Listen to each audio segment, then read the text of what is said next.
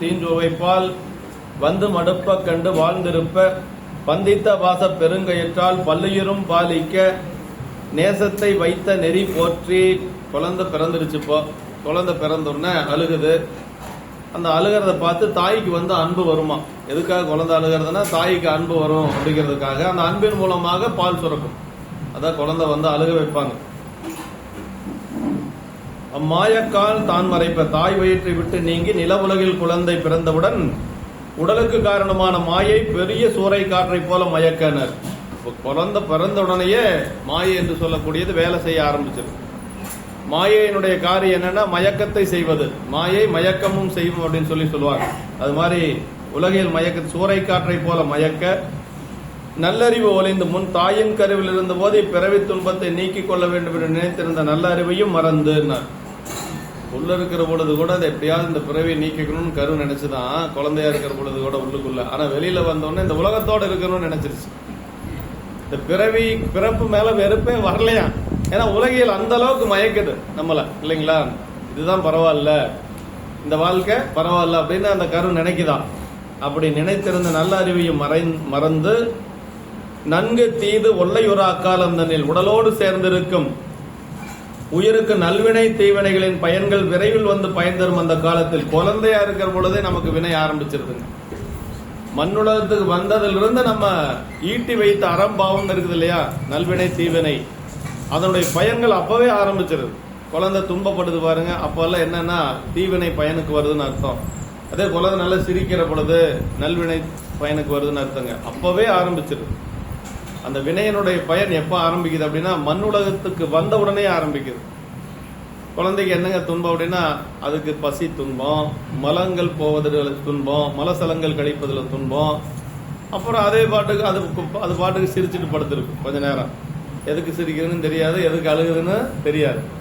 அதுதான் அந்த இன்ப துன்பங்கள் வருகின்ற பொழுது, அதனுடைய அறம்பாவம் என்று சொல்லக்கூடிய அதனுடைய காரியங்கள் வருகின்ற பொழுது அப்படி செய்துங்க. அப்படி பசியை அறிவித்து அழுவித்து உயிர் நுகர்வதில் விருப்பம் கொண்டு உள்ளதை அறிந்து பசியை அறிவித்து உடனே கதறி அழுமாறு செய்வித்து குழந்தை அழுவதை கண்டு அந்த குழந்தை பெறும்போது உண்டான வருத்தத்தை மறந்த தாய் உயிர் சோர்ந்து போக உள்ளே மிகவும் நடுங்கி. குழந்தை அழுதான் அம்மாவுக்கு வந்து அவ்வளவு வருத்தமா இருக்கும். ஏன்னா குழந்தை பிறக்கிற பொழுது இருந்த துன்பத்தை கூட மறந்துடுவாளாம் தாய். அப்ப அந்த குழந்தை அழுகணும், அழுகாத இருந்தாதான் பிரச்சனை. குழந்தை அழுகணும் அப்படிங்கறது அந்த அழுத அந்த குரலை கேட்டா தாய்க்கு வந்து குழந்தை பிறந்த போது இருந்த துன்பம் எல்லாம் மறைஞ்சு போயிடும். அதனாலதான் குழந்தை அழுகணும் அப்படின்னு சொல்றதுங்க. சரி, உள்ளே மிகவும் நடுங்கி மிகுந்த ஓங்கி அன்பால் அத்தாய் மனமிறங்கி உருக குழந்தை பெற்ற பச்சுடம்பில் இருந்து ரத்தம் சிவப்பு மாறி வெந்நீர் அமுதமாய் கொங்கையில் சுரந்த இனிய சுவைப்பாலை. அந்த குழந்தை அழுகிறதுனால அம்மாவுடைய அந்த ரத்தம் எல்லாம் என்ன ஆகுமா, அப்படி பாலாக மாறி அந்த குழந்தைக்கு வந்து தாய் வந்து பால் கொடுப்பாங்க. இப்படி எல்லாம் சொல்ற மணிவாச பெருமாள் சொல்றாரு இல்லைங்களா, பால் நினைந்தூட்டும் தாயனும் சால பரிந்தினி பாவியனுடைய ஊனினை உருக்கி உள்ளொளி பெருக்கி உலப்பில் ஆனந்தமாய தேனினை சொல்லி. அது இது வந்து ஒரு தாய், அதனால தாய்க்கு வந்து பால் சுரக்கிறது ஒன்றும் பெரிய காரியம் இல்லை. ஞானசம்பந்த பெருமான நினைச்ச உடனே ஒரு தாய்க்கு பால் சுரந்தது பாருங்க, அதுதான் பெரிய வேலை. ஆமா, இதெல்லாம் கடந்த நிலை. அதாவது அன்பினுடைய உச்சகட்டத்தை சொல்றதுன்னா அங்கதான் சொல்ல முடியுங்க. ஆமா, இலை படர்ந்த பொய்கை எடுத்து அழுதல் கண்டு முளை சுரந்த அன்னையோன்னர் நீ நிலை விளம்ப கொங்கை சுரந்த அருட்கோம்போல சம்பந்தா இங்கு உயர்ந்தால் யார் சொல் எனக்கு அப்படின்னு. உமையம்மை சிறந்தவளா இல்ல மங்கையர்கரசி அம்மா சிறந்தவங்களான்னு பார்த்தா உமையம்மையோட மங்கையர்கரசியார் அந்த இடத்துல சிறந்தவங்க. எப்பொழுதும் உமையம்மை தான் சிறந்தவங்க, அதுல ஒன்றும் மாற்று கருத்து கிடையாது. எல்லா தாயோட சிறந்த தாயார்னு உமையம்மை தான், அதுல எந்த ஒரு மாற்று கருத்தும் கிடையாது. அந்த இடத்துல யார் சிறந்தவள் அப்படின்னா ஞானசம்பந்த பெருமான் பசியோடு அப்படி அறந்தைகட புகழையர்கோ நமது செய்யன்னார் இல்லையா. அப்படி அந்த பசி துன்பத்தை பசியோட குழந்தை அழுது கொண்டு இருக்கிறது, அழுது குழந்தைக்கு அம்மா நேர்ல பார்க்கறாங்க. பார்த்த உடனேயே கூட முளை சுரக்கல. சாமி சொல்றாரு, என்ன சொல்றாரு, அழுகின்ற பிள்ளையை சொல்றாருங்க, எவ்வளவும் தொழுகின்ற மலர்கொடியை பார்த்தருளி துணை முளைகள் பொழுகின்ற இன்னடிசில் பொன்வல்லத்து கறந்து ஊட்டுனார் இறைவன் சொன்னது. ஒரு தனத்தில் இருக்கிறது ஆகாத, 2 தனத்தில் இருந்தும் கொடுக்கணுமா. ஏன்னா அம்மாவுடைய தனம் ஒன்று பரஞானம், இன்னொன்று அவரஞானம். அந்த குழந்தைக்கு 2 ஞானமும் இப்பவே கிடைக்கணும் 3 வயசுலயே. அதனால துணை முலைகள் பொலிகின்ற இன்னடிசில் 2 தனங்கள் இருக்கக்கூடிய பாலை கறந்து கொடுன்னு சொன்னாரு. அதனால அம்மா வந்து கறந்து கொடுத்தாங்க. அது ஒரு கருணை தான், இல்லைன்னு சொல்லலை. ஆனா அந்த செய்தியை கேட்ட உடனே அந்த அம்மாவுக்கு தனம் சுரந்ததான். யாருக்கு? மங்கையர்க்கரசியார். அதனால அந்த தாய் சிறந்தவளா இந்த தாய் சிறந்தவளா நீங்களே சொல்லுங்க அப்படின்னு சொல்லி யாரு? ஞானசம்பந்தர் பெருமானை நோக்கி சிவபிரகாஷ் சாமிகள் கேட்கிறார். நாலூர் நான்மணிமலை ஆசிரியர் சிவபிரகாஷ் சாமிகள் கேட்கிறார். இலை படர்ந்த பொய்கை எடுத்து அழுதல் கண்டு முலை சுரந்த அன்னையோ உமையம்மை, நின் நிலை விளம்ப கொங்கை சுரந்த அருட்கோமகளோ சம்பந்தம். மங்கையர்க்கரசியார், யார் சிறந்தவள் எனக்கு நீ சொல்லு அப்படின்னு சொல்லி கேட்கிறார். அப்படின்னா அந்த அன்பினுடைய ஒரு உச்சகட்டம் அங்கதான் இருக்கு. அது மட்டுமல்ல, எந்த ஒரு யாருமே வந்து ஒரு உயிரை கொடுக்கறேன் அப்படின்னு சொல்ற அளவுக்கு உயர்ந்த நிலையில யாரும் இருக்க மாட்டாங்க.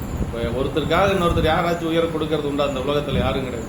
அம்மாவுக்காக மகனும் கொடுக்க மாட்டான், மகனுக்காக அம்மாளும் கொடுக்க மாட்டான், கணவனுக்காக மனைவியும் கொடுக்க மாட்டான், மனைவிக்காக கணவனும் கொடுக்க மாட்டான். உயிரை கொடுக்கற மாதிரி அழுகுவாங்க, ஆனா கொடுக்க மாட்டாங்க. ஆனா ஞானசம்பந்த பெருமானுக்காக மங்கையர்க்கரசியார் உயரையே கொடுக்கறன்னு சொன்னாங்க. ஆமா, சமணர்களால் ஏதாவது துன்பம்னா 2 பேரும் உயர விட்டுறலான்னு முடிவு பண்ணாங்க. குலச்சிறை நாயனாரும் மங்கையர்க்கரசியார். மானியார் தாமும் மஞ்சி வஞ்சக புலையர் தாங்கள் ஈனமே செய்ய வல்லார் செய்வதென்றெண்ணி நாமும் ஞான சம்பந்தர் தம்பால் நன்மை அல்லாது செய்யும் ஊனம் வந்து அடையின் யாமும் உயிர் துறந்து ஒளிவதென்றார் அப்படின்னாரு. யாராலும் செய்ய முடியாத காரியம். ஞானசம்பந்த பெருமானுக்கு மட்டும் ஏதாவது துன்பம் வந்துருச்சுன்னா 2 பேரும் உயரையே விட்டுறலாம் அப்படின்னு அம்மையாரும் குலச்சிறை நாயனாரும் முடிவு பண்றாங்க. ஞான சம்பந்தர் தம்பால் நன்மை வந்து அடையாது ஊனம் வந்து அடையின் யாமும் உயிர் துறந்து ஒளிவதென்றார் அப்படின்னா அவ்வளவு அன்பு வச்சிருக்கிறாங்க மங்கையர்க்கரசி அம்மா. இந்த இடத்துல அப்படியெல்லாம் இல்லை, அவ்வளவு தூரமெல்லாம் போக தேவையில்லை. தான் பெற்ற பிள்ளை அழுகுது, அந்த அழுகுறலை கேட்டு தாயினுடைய மனம் அப்படியே விரும்பி அந்த ரத்தமெல்லாம் என்னவா மாறுதுப்பா? பாலாக மாறி அந்த முலை சுரந்து அந்த குழந்தைக்கு பால் கொடுக்க போறாளாம் தாய். அதான் அந்த பச்சுடம்பில் இருந்து ரத்தம் சிவப்பு மாறி வெண்ணிற அமுதமாய் கொங்கையில் சுரந்த இனிய சுவைப்பாலை வந்து மடுப்ப கண்டு வாழ்ந்திருப்ப குழந்தை வாயில் வைத்து குடித்து முகம் மகிழ்ந்ததைக் கண்டு தாய் மகிழ்வுடன் வாழ்ந்திருக்க செய்துள்ளார். பந்தித்த பாச பெருங்கயிற்றால் பல்லுயிரும் பாலிக்க நேசத்தை வைத்த நெறி போற்றினார். தாய்க்கு வந்து பால் இல்லைன்னா என்ன செய்வாங்கன்னா குழந்தைய பக்கத்துல படுக்க செய்வாங்க. குழந்தை பக்கத்துல படுத்தா அந்த தாய்க்கு பால் ஊறாத தாய் கூட பால் ஊறுன்னு சொல்லி மருத்துவத்தில் ஒரு குறிப்பு இருக்கு. குழந்தைய பக்கத்துல படுக்க வைங்க அப்படின்னு சொல்லி சொல்லுவாங்க. குட்டிலேயே கொடுக்க வேண்டாம், குழந்தைய பக்கத்துல படுக்க வைங்க அப்படின்னு சொல்லி சொல்லுவாங்க.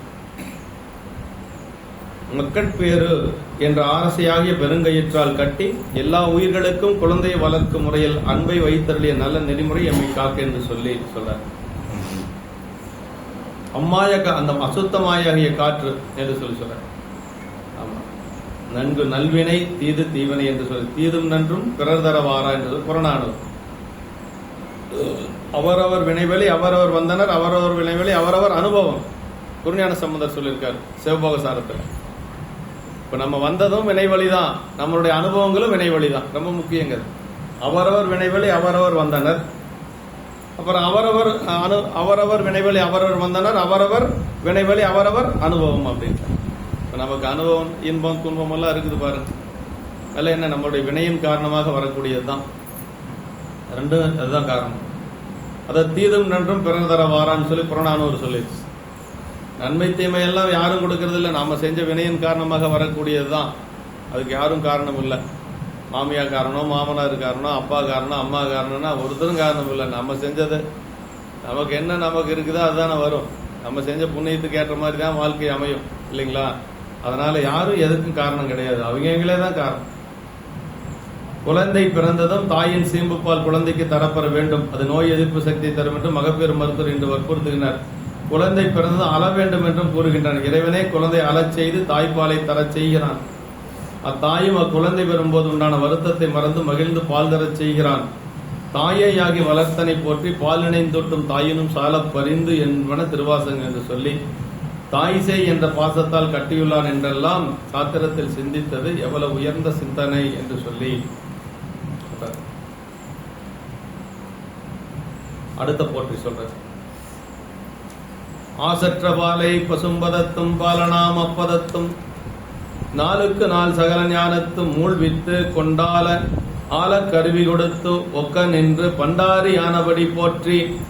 பண்டாரி அப்படின்னா இறைவன். இந்த இடத்துல பண்டாரின்னா ஒரு ஏவலாலை போல செய்யறான் பெருமான். இதெல்லாம் பாருங்க, ஆன்மாக்கள் உய்யும்படியாக நமக்காக சாமி என்ன பண்றாரு? பெரிய எஜமானர் அவரு இல்லையா?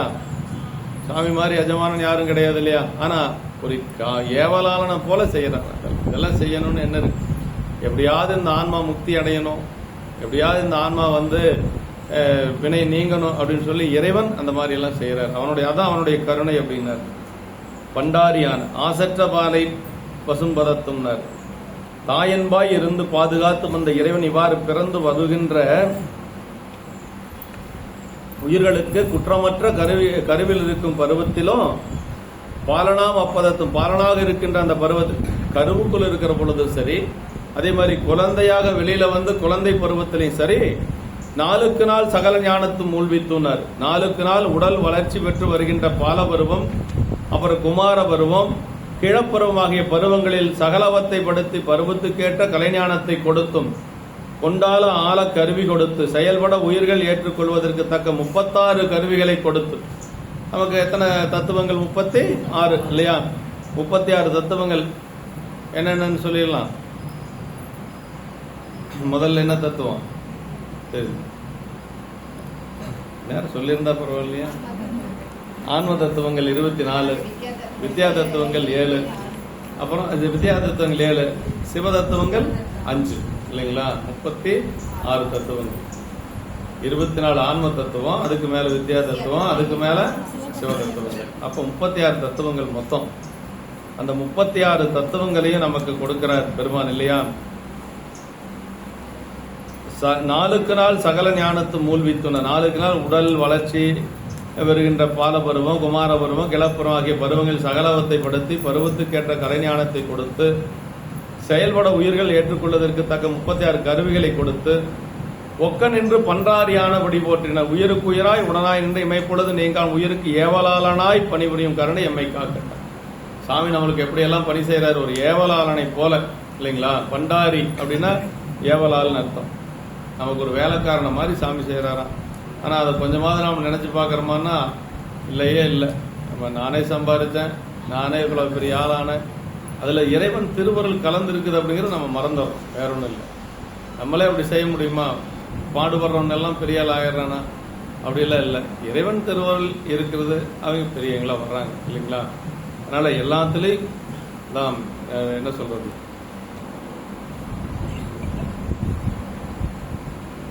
நிறைய பேர் கார்ல வாசகம் எழுதியிருக்காங்க, நல்லா இருக்குது, உண்மையிலேயே மகிழ்ச்சியா இருக்கு. அல்லொத்த கண்டன் எம்மான் அருள் தர வந்தது என்றார் அப்படின்னா பரவாயில்ல. அந்த அளவுக்கு அவங்க மூளை வேலை செஞ்சிருக்குன்னு உண்மையிலேயே பரவாயில்ல. நன்றி கடன் தானே எழுதி வச்சிருக்காரு. அவர் மருத்துவ நம்ம ஜெயசீலனா? சரி, அவரு ஜெயசீலங்கிற பேர்னாவே நமக்கு அந்த கிறிஸ்டியன் தான் நினைவு வருது. அதனால அல்லொத்த கண்டன் எம்மான் அருள் தர வந்தது என்றார்கள். இல்லத்தில் சென்று புக்கார் இருநிதி குவைகளார்ந்த செல்வத்தை கண்டு நின்ற திருமணையாரை நோக்கி வில்லொத்த நுதலாய் இவ்விளைவுகள் என்கோள் என்ன அல்லொத்த கண்டன் எம்மான் அருள் தர வந்தது என்றார். எல்லா வீட்லயும் அந்த வாசகம் எழுதி வச்சிருக்கோம். எல்லாம் யாரு கொடுத்ததுன்னா சாமி கொடுத்தது. அவ்வளவுதான். என்னால ஏதாவது ஆகுமானா ஒன்னும் ஆகாது. ஆனா வீட்டுல எழுதணும்னு பாக்குற நல்ல இது கிடைக்க மாட்டேங்குது. எழுதணும். எல்லா பக்கம் பார்க்கிற பொழுதெல்லாம் நமக்கு திருவருள் நினைவுக்கு வரணுங்க. நம்ம சம்பாதிச்சுங்கிற அந்த முனைப்பு வரக்கூடாது இல்லையா? அப்படி வராது இருக்கணும்னு என்ன செய்யறது? இந்த வாசகம் இருக்கணும். நிறைய பேர் கார்ல எழுதியிருக்கிறாங்க, நான் பார்த்தேன். நல்லா இருக்கும். அல்லொத்த கண்டன் எம்மான் அருள் தர வந்தது அப்படின்னு சொல்லி எழுதியிருக்காங்க.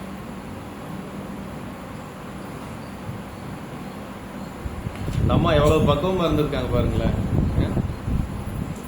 மூளை கலை நாயனாருடைய மனைவி வேற யாராச்சும் அரிசி வாங்க கொடுத்த தங்கத்தை வாங்கி பொங்கலையும் போட்டு இதெல்லாம் எப்படி வந்துச்சுன்னு வேற நீ கேட்கறியா ஐயா அப்படின்னு சொல்லுவாங்க இல்லைங்களா? ஆனா அம்மா அப்படி இல்லை. எவ்வளவு பணிவா. பெரிய புராணத்தில் தான் அதெல்லாம் பார்க்க முடியும்.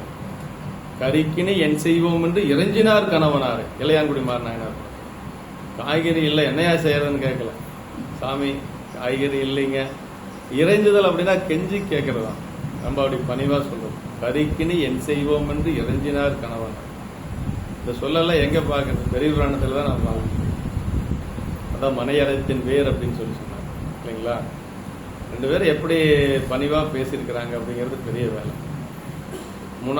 நமக்கு முன்பு இங்கு உணவில்லை ஆயினும் இமக்குளக்குடி பாகற்கு இனியவர் நமக்கு இன்னடிசில் தகவரம் அமைக்குமாறு எங்கனம் அணங்கினார். சிவகன்யா உரையில சொல்றாரு, நமக்கு முன்பு இங்க உணவில்லைங்கிறது அம்மாவுக்கு தெரியாத என்ன? அவங்களுக்கும் தெரியுமில்ல. 2 நாளா 2 பேரும் கொலை பட்டினியே கிடக்கிறவங்களுக்கு தெரியாதே போயிடும். அந்த பதில் வந்துடக்கூடாதுன்னு நினைச்சார நாயனார். நமக்கே சாமி, நமக்கே முதல்ல இங்க சாப்பாட்டுக்கு இல்லைன்னு அம்மா சொல்லிடக்கூடாதான். அதனால அவர் சொல்லி கேட்கிறாரு. எவ்வளவு நுட்பமா ஆசிரியர் பெருமான் பாடி இருக்கிறாரு. அதை எப்படி எடுத்து உரையாசிரியர் சொல்லியிருக்கிறாரு அப்படின்னு வியப்பா இருக்குது நம்மளுக்கு.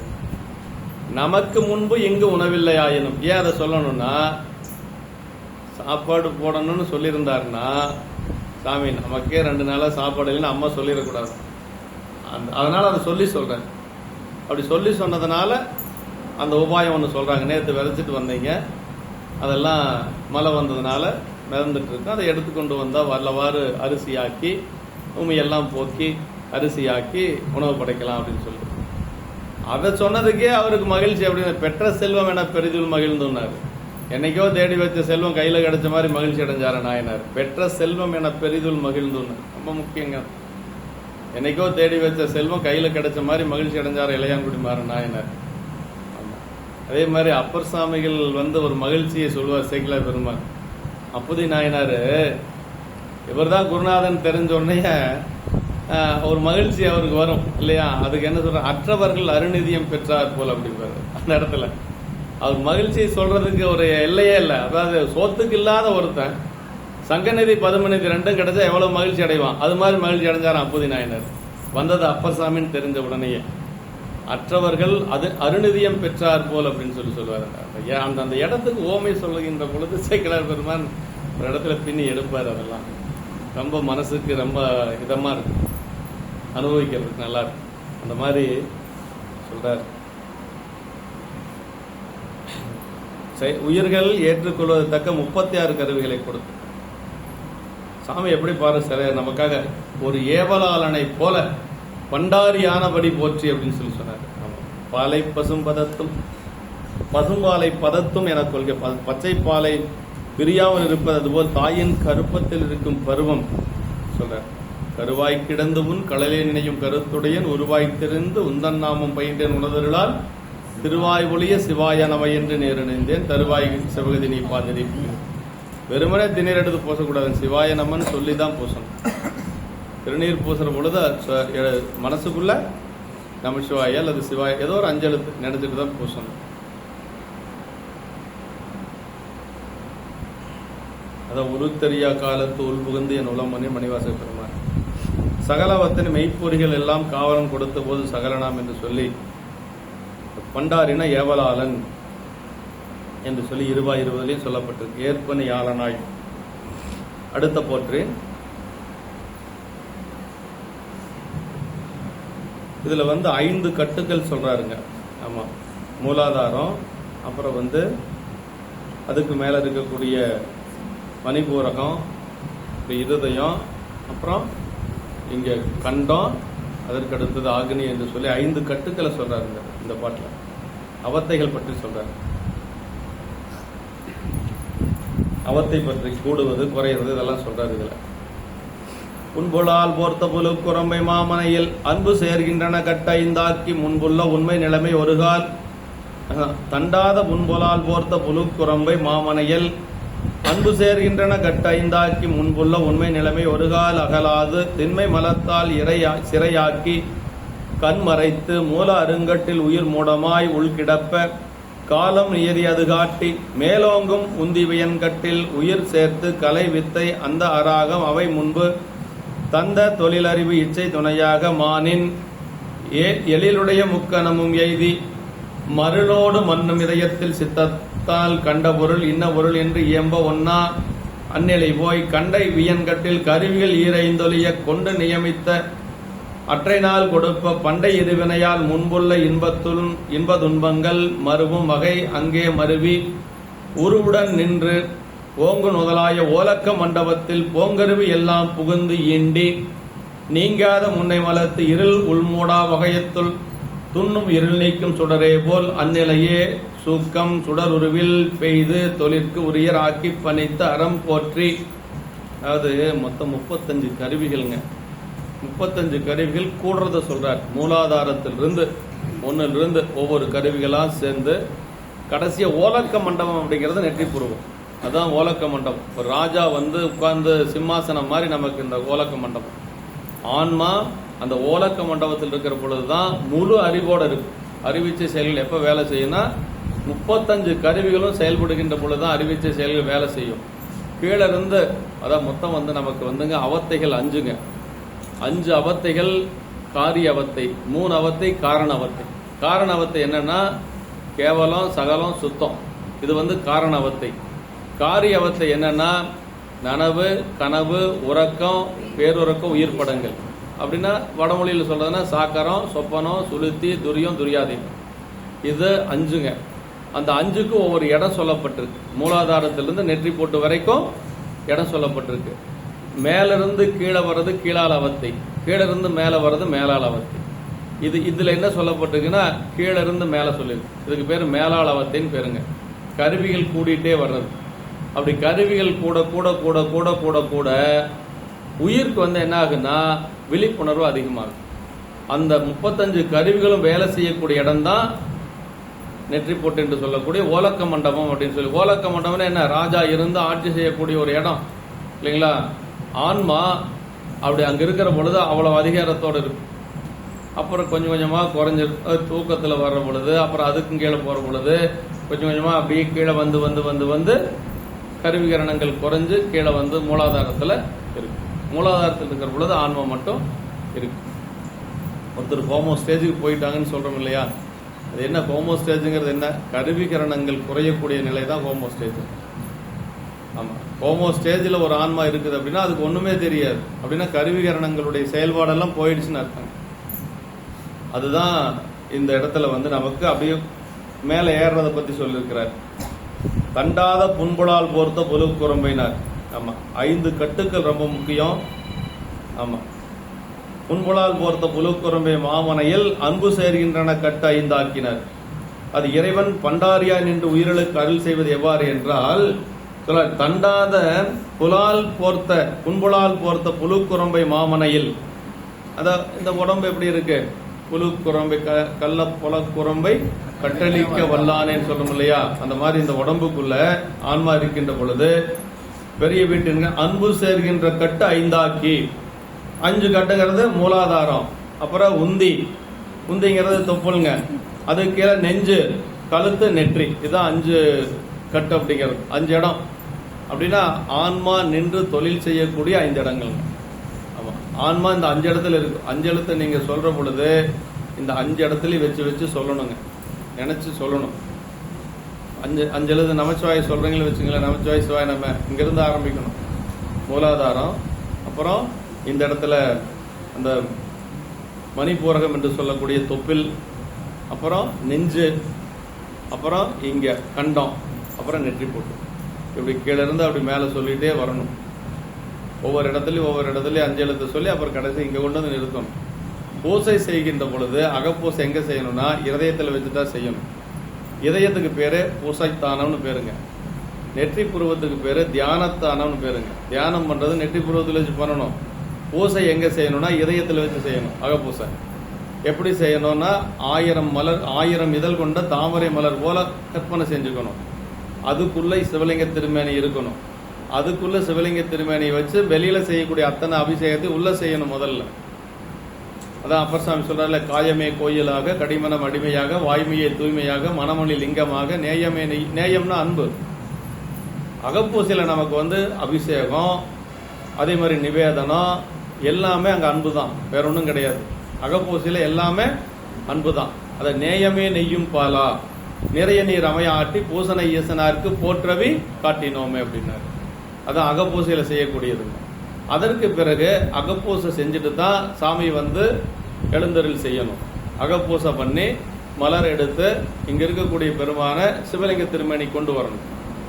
அதுதான் அந்த மாறு நின்று என்னை மயக்கிடும் மஞ்ச புலனைந்தன் வழியடை தமதே ஊர் நின்று என்னில் எழுபரஞ்சோதி உள்ளவாக அணவந்திருளாய் தேரலின் தெளிவே சிவபெருமானை திருப்பெருந்துறையுரை சிவனே ஈரிலா பதங்கள் யாவையும் கடந்த இன்பமே என்னுடைய சொல்லிட்டு மறுபடியும் என்ன செய்யணும்னா அதுபோல சுவையன அந்த பாட்டை சொல்லணுங்க.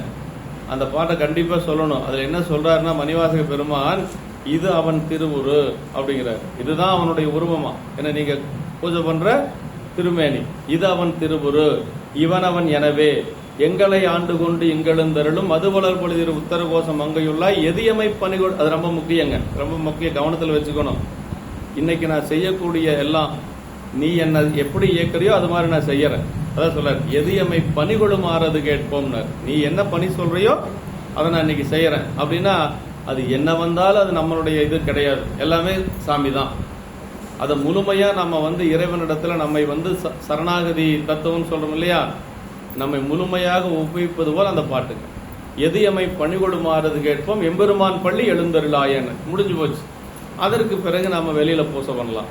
நம்ம முதல்ல உள்ளுக்குள்ளேயே அதெல்லாம் முடிச்சுட்டு அப்புறம் சிவலிங்க திருமேனிக்கு அந்த சிவலிங்க திருமேனி இறைவனுடைய திருவுருவாக கருதி சாமி இன்னைக்கு நீ என்ன சொல்றியோ அதெல்லாம் நான் செய்யறேன் அப்படின்னு முதல்ல நாம அவனுடைய திருவடியில் அடைக்கலம் ஆயிடுறோம். அப்படி ஆயிட்டோம்னா நமக்கு துன்பம் இல்லைங்க. இல்லைன்னா நம்மளுடைய தன்முனைப்புல நம்ம செய்யற பொழுது பல துன்பங்கள் வரும், இடையூறுகள் வரும். அப்படிதான் நம்ம பூசை பண்ணணும் அப்படிங்கிறது ஒரு விதியில். மற்றபடி சடங்குகளுக்கெல்லாம் நம்ம ரொம்ப முக்கியத்துவம் கொடுக்கணுங்கிற அவசியம் கிடையாது. இது சடங்குல நான் இப்ப சொன்னது சடங்கு கிடையாது. சாமியை உள்ள வச்சு பூஜை பண்றோம், அந்த சாமியை மீண்டும் அதாவது உள்ளுக்குள்ள இருந்து மீண்டும் லிங்கத்துக்கு கொண்டு வரோம். லிங்கத்துக்கு கொண்டு பூசை முடிச்சுட்டு மீண்டும் உள்ளுக்குள்ளேயே கொண்டு போய் வச்சுக்கிறோம். ஒடுக்கிறதுன்னு சொல்றோம் இல்லையா, அது ஆன்மார்த்த பூசை எப்பொழுதும் பெட்டகத்துல வச்சிடணும். பூசை முடிஞ்சு ஒரு சிலர் பார்த்தா வீட்டுல வெளியில வச்சிருப்பாங்க, அப்படியெல்லாம் வச்சிருக்க கூடாது. ஆன்மார்த்த பூஜை முடிஞ்சா அதுக்கு வேலை இல்லை. அது எங்க வர்ற சாமி நம்ம உள்ளுக்குள்ள வந்துடுறாரு. அதே மாதிரி அதே சாமியை பெட்டகத்துல வச்சுக்கணும். எல்லாரும் வழிபாடு செய்யற பூஜை சாமி வேற, அது வேற. அப்புறம் பரார்த்தம் தான் எல்லாரும் வழிபாடு செய்யக்கூடியது. ஆன்மார்த்தம் உங்களுக்காக, உங்களுடைய ஆன்மாவில் இருக்கக்கூடிய பெருமான் எழுந்தருள் செய்யறீங்க, உள்ள வச்சுக்கிறீங்க. நீங்க பூஜை பண்ற பொழுது நீங்க எல்லாரும் வணங்கலாம், எல்லாருக்கும் நீங்க சாமியினுடைய திருவருளால் அவங்க ஆசீர்வாதம், அது வேற. ஆனா ஆன்மார்த்த மூர்த்தத்தை பெட்டகத்துல வைக்கிறது தான் சிறப்பு, தனியா வெளியில வைக்க கூடாது. இதெல்லாம் நிறைய விதி இருக்கு. நான் பெரியவங்களை கேட்டேன், என்ன சொன்னாங்க அப்படின்னா, இல்ல பூசை முடிஞ்சோன்னா எடுத்து பெட்டகத்தில் வச்சுக்கோங்க அப்படின்னு தான் சொன்னாங்க. நான் முதல்ல கொஞ்ச நாள் எனக்கும் தெரியல, தப்பு கிடையாது. நான் முதல்ல பூசை பண்ணிட்டு அப்படியே எடுத்து செல்ஃபில் வச்சிருவேன். அப்புறம் மற்ற டைம்ல எல்லாம் தீபாவளி காட்டுவேன். அப்படி எல்லாம் எதுவும் செய்யக்கூடாது. பூசை முடிஞ்சாச்சுன்னா எடுத்து பெட்டகத்தில் வச்சு உள்ள வச்சிடணும், அவ்வளோதான். பாரு, சிதம்பரத்தில் பூஜை பண்றாங்க இல்லையா, ஒரு நாளைக்கு 5 தடவை பண்றாங்க. டப்பு டப்பு டப்புன்னு பண்ணுவாங்க, எடுத்து ஊற்றுவாங்க, பண்ணுவாங்க, எடுத்து உள்ளுக்குள்ள வச்சிருவாங்க. நீங்க பார்த்து சீக்கிரமா சாமி விட்டா கும்பிட்டாதான். இல்லைன்னா அந்த ஸ்படிகத்து லிங்கத்தை டக்கு டக்குன்னு உள்ள எடுத்து வைப்பாங்க, மறுபடியும் அடுத்த காலத்துக்கு கொண்டு வருவாங்க, திறப்பாங்க, மறுபடியும் பூஜை பண்ணுவாங்க, அப்படியே டக்குன்னு எடுத்து உள்ள வச்சிருவாங்க. அப்படின்னா வெளியில வைக்கக்கூடாது. ஆன்மார்த்தத்தை உள்ளதான் வைக்கணும். நான் முதல்ல வெளியில தான் வச்சுட்டு இருந்தேன். அப்புறம் செங்கோலாதீனத்திட்ட கேட்டேன், இல்லை உள்ளதான் வைக்கணும் அப்படின்னுது. அதே மாதிரி ஆன்மார்த்தத்துக்கு தினசரி பழமே வச்சுட்டு இருக்கக்கூடாது, கல்கண்டே வச்சுட்டு இருக்கக்கூடாது, திராட்சையே வச்சுட்டு இருக்கக்கூடாது, அன்னம் வைக்கணும், ரொம்ப முக்கியம். பால் அபிஷேகம் பண்ணணும். பால் வச்சா போது, தயிர் முறைலாம் ஒன்றும், தயிர் நெய்யெல்லாம் ஒன்றும் தேவையில்லை, பால்லேயே எல்லாம் இருக்கு இல்லையா, அதே போதும். அதில் குறைஞ்சபட்சம் என்ன முடியுமோ அதை செய்யணும், ஆத்மார்த்தமாக செய்யணும், அதான் ரொம்ப முக்கியம். இந்த உடம்புல நமக்கு என்னன்னா, இது எதுக்காக தன்னை வந்ததுன்னா, பூசைத்தானம் அப்படிங்கிறது நெஞ்சு, நம்மளுடைய இதயம் இல்லைங்களா, இதயம் தான் பூசைத்தானம். தியானம் அப்படிங்கிறது ஓலக்க மண்டபம் என்று சொல்லுவது நெற்றிப்பூர்வம். நெற்றிப்பூர்வத்தில் தான் 35 கருவிகள் வேலை செய்யக்கூடிய. ஆன்மா அங்க இருந்தாதான் நம்ம எல்லாத்தையும் அறிய முடியுங்க. ஆமா, இப்ப நம்ம ஒரு வகுப்பே கேட்கறோம்னு வைங்களேன், நம்ம நல்ல ஒரு பிரிஸ்கா நல்ல ஒரு இதா இருக்கணும்னா ஆன்மா அங்க இருக்கணும். அங்க இருக்கிற பொழுதுதான் 35 கருவிகளோட இருக்கும். கொஞ்சம் இப்படி கண்ணை மூடுறோன்னு வச்சுங்களேன், இங்க வந்துருச்சுன்னு அர்த்தம், கீழே இறங்கிடுச்சுன்னு அர்த்தம். அப்புறம் நல்ல கொரட்டை ஓட்டோம்னு இன்னும் கொஞ்சம் கீழே போயிடுச்சுன்னு அர்த்தம். அதனால நமக்கே தெரியும் நம்ம ஆன்மா எங்க இருக்குது அப்படிங்கிறது நமக்கே தெரியும். அதனால 35 கருவிகள் வேலை செய்யக்கூடிய இடம் நெற்றிப்பூர்வம் தான். நல்ல விழிப்பு நிலை அப்படிங்கிறது தான். ஆமா, அருமையான பாட்டு இது. இப்ப தண்டாத புன்புலால் தோர்த்த புழுக்குறும்பை மாமனையில் நீங்காமல் புள்ளிய புலால் நாற்றம் வீசுகின்ற தோல் போர்த்த புழுக்கூடான உடம்பு என்னும் பெரிய வீட்டின்கண் அன்பு சேர்கின்ற கட்டு ஐந்தாக்கினர். அதான் ரொம்ப முக்கியம். அன்பு சேர்கின்ற கட்டை மூலாதாரம், உந்தி, அப்புறம் நெஞ்சு, கழுத்து, நெற்றி, இதான் 5 அப்படிங்கிறது. முன்புள்ள உண்மை நிலை ஒருகால் அகலாது. அனாதியிலிருந்து பொருந்தியில் உண்மையாக நிலை பெற்றுள்ள ஆணவ மறைப்பிலிருந்து ஒரு சிறிதும் நீங்காமல் திண்மை மலத்தால் சிறையாக்கி கண் மறைத்து வலிமை பொருந்தி அவ்வாணவ மலத்தால் உயிரை சிறைப்படுத்தி அறிவை மறைத்து மூல அருங்கட்டில் உயிர் மூடமாய் உட்கிடப்ப மூலாதாரமாகிய வீட்டில் உயிர் அறிவற்று கிடப்ப. கீழே இருக்கிற பொழுது ஒன்றும் கிடையாது. கருவிகரணங்கள் எல்லாம் இல்லாம எப்படி இருக்காது? அறிவற்ற ஒரு சடப்பொருள் போல கிடக்குது, கல் போல கிடக்குது. பாடானவாதம் ஒரு சமயம் இருக்குதுங்க. 60 சமயங்கள்ல பாடானவாதம் ஒண்ணு ஒரு சமயத்துல. அதுல அதான் சொல்றான், உயிர் எப்படி இருக்குன்னா கல் போல கிடக்குது அப்படிங்கிறான். பாடானம்னா கல்லுங்க. அவனுடைய கொள்கையே அதுதான். நமக்கு அப்படி இல்லை. அந்த கல் போல கிடக்குது, அசைவற்று கிடக்குதான் ஆன்மா. எங்க? மூலாதாரத்துல.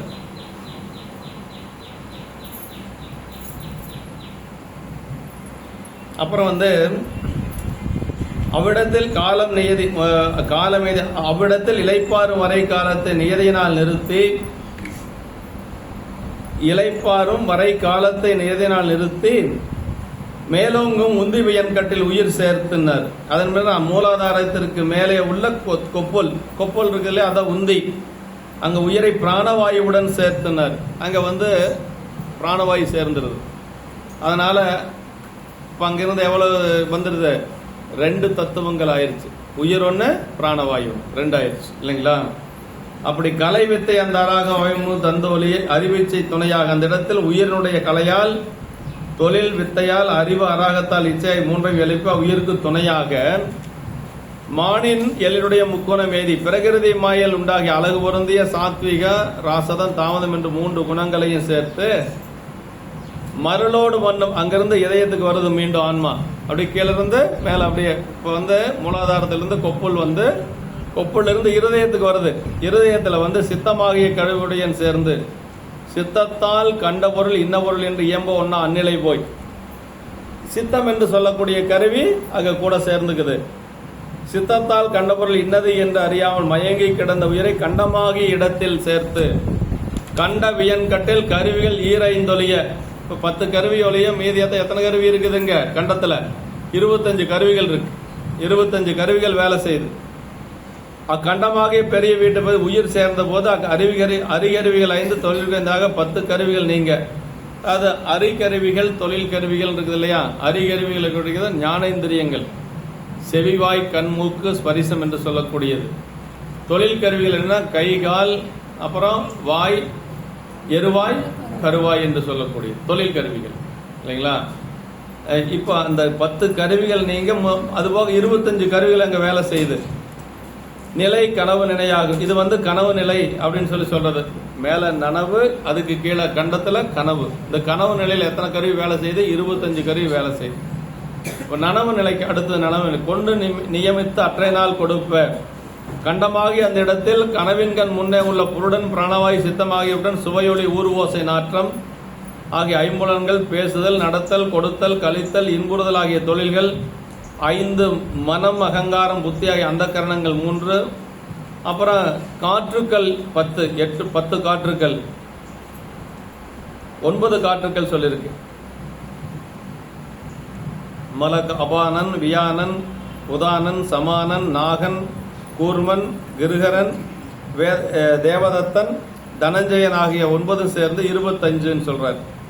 கீழே ஒண்ணும் இல்லை. அடுத்து 3 கருவி, அடுத்து 5, அப்புறம் 5 மறுபடியும் 3 + 9 25 கூட்டி செயல்படுத்த பண்டை இருவனையால் முன்புள்ள இன்ப துன்பங்கள் மறுவு வகை அங்கே முன்பு செய்த இருவனைக்கேற்ப முன்பு நனவின்கண் இன்ப துன்பங்களை நுகரச் செய்தவாறு கனவின் கண்ணும் இருவனை நுகர்ச்சி உண்டானதை அறிந்து அந்நுகர்ச்சியில் பொருந்தச் செய்து உருவுடன் நின்று ஓங்கு நுதலாய ஓலக்க மண்டபத்தில் போங்கருவி எல்லாம் புகுந்தீண்டினர். ஓலக்க மண்டபம் அப்படிங்கிறது நெற்றி பூர்வம் இல்லைங்களா? அங்க பரு உடலுடன் சேர்ந்து நின்று கனவின்கண் செயல்படாமல் இருந்த அறிகருவிகள் ஞானேந்திரியங்கள் ஆகிய மெய்வாய் கண்மூக்கு செவி என்னும் 5 தொழில் கருவிகள் கண்மேந்திரியங்கள் ஆகிய பேச்சு கால்கை எருவாய் கருவாய் என்னும் 5 ஆக 10 கனவில் செய்யப்பட்ட 25 சேர்ந்து 35 கருவிகள் பொருந்து செயல்படுமாறு செய்தோம் அப்படின்னார். 35 கருவிகள் வேலை செய்யக்கூடியது நெற்றி பூர்வம்.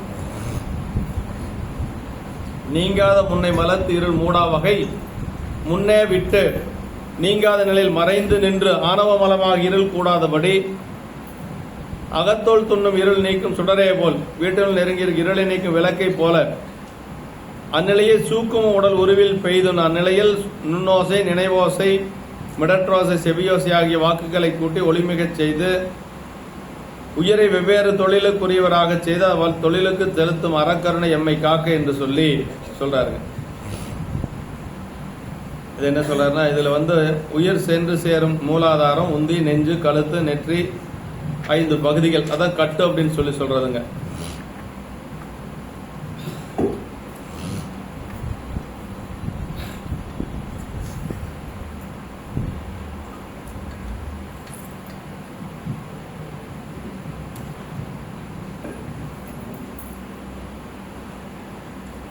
அதாவது கட்டு என்பதற்கு பாசம் என்று பொருள் செய்வது தவறு அப்படிங்கிறது.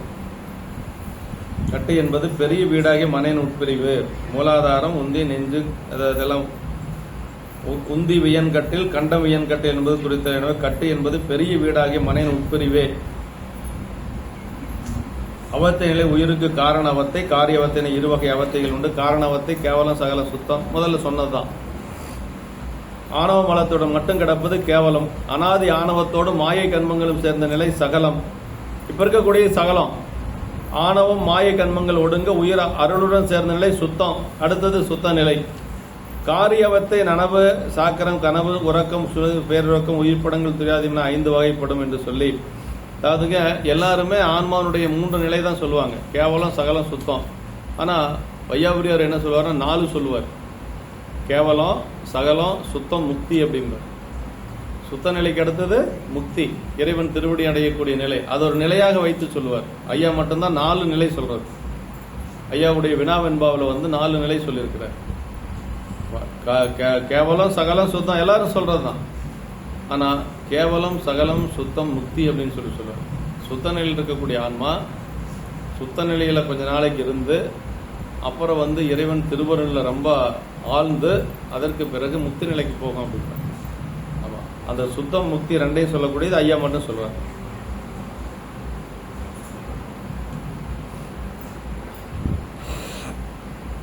அனாதி ஆணவத்தோடு மாய கண்மங்களும் சேர்ந்த நிலை சகலம். ஆணவம் மாய கண்மங்கள் ஒடுங்க உயிர் அருளுடன் சேர்ந்த நிலை சுத்தம். காரியவத்தை நனவு, காரியவத்தைங்கிறது சாக்கரம் சொப்பனம் சுளுத்தி துரியம் துரியாதீதம் என்று சொல்லக்கூடியது. தத்துவம் 36, தாத்விகம் 60ஆக 96 கருவிகள் உயிர் அறிவு விளங்க துணை செய்கின்றன. தத்துவங்கள் 36, அதே மாதிரி தாத்விகம் என்று சொல்லுவது 60 என்று மொத்தம் 96 கருவிகள். கருவிகள் குறைய குறைய உயிரறிவு குறைந்து ஒடுங்குதலும் கூட கூட அறிவு சேர்ந்து விளங்குதலும் காணுந்தோறும் மாறி மாறி நிகழ்ந்து கொண்டே இருக்கு என்று சொல்லி, தத்துவத்தில் அறிகருவிகள் 5, புலன்கள் 5, தொழிற்கருவி 5, அந்த கரணங்கள் 4, புருடன் 1, தாத்துவிகத்தில் தொழிற்கருவிகள் செயல்பாடுகள் 5, வாயுக்கள் 10ஆக 35 அவத்தைகளில் குறைந்தும் கூடியும் செயல்படும் என்று சொல்லி சொல்றார். கீழே போட்டிருக்கிறது பாத்துங்க. நனவு சாக்கரம், நனவுங்கிறது சாக்கரம், அப்புறம் கனவுங்கிறது சொப்பனம், உறக்கம்ங்கிறது சுளுத்தி, பேருறக்கங்கிறது துரியம், உயிர்ப்படங்கள் துரியாதீதங்கள். எல்லாத்துலயும் போட்டிருக்கு பாருங்க. புருவ நடுவில் இருக்கிற பொழுது அறிகருவிகள் 5, புலன்கள் 5, தொழில் கருவிகள் 5, செயல்பாடுகள் 5, அந்த கரணம் 4, புருடன் 1, வாயு 10ஆக 35 கருவிகள். பார்த்துங்க. அது அப்படியே மேல இருந்து கீழே போட்டிருக்குது பாருங்க.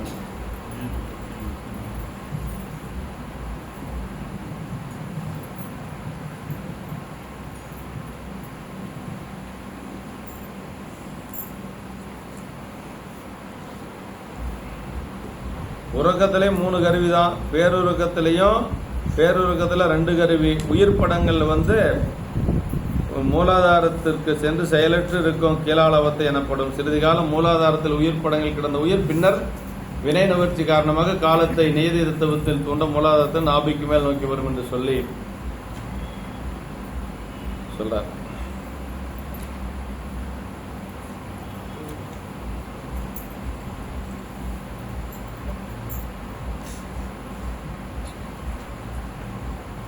ஓலக்க மண்டபத்திற்கு உயிர் சென்று சேரும் முன் நீங்கிய எல்லா கருவிகளும் சேர்ந்து நனவில் பருவுடலில் செயல்பாடுகள் நடைபெறும். உயிர் படங்களில் உண்டான ஆணவ மயக்கம் உயிரை மயக்காதவனும் இருளை நீக்கும் விளக்கை போல உயிரில் வாக்குகள் 4ஐயும் இறைவன் கூட்டுவான் என்று சொல்லி சொல்றாருங்க.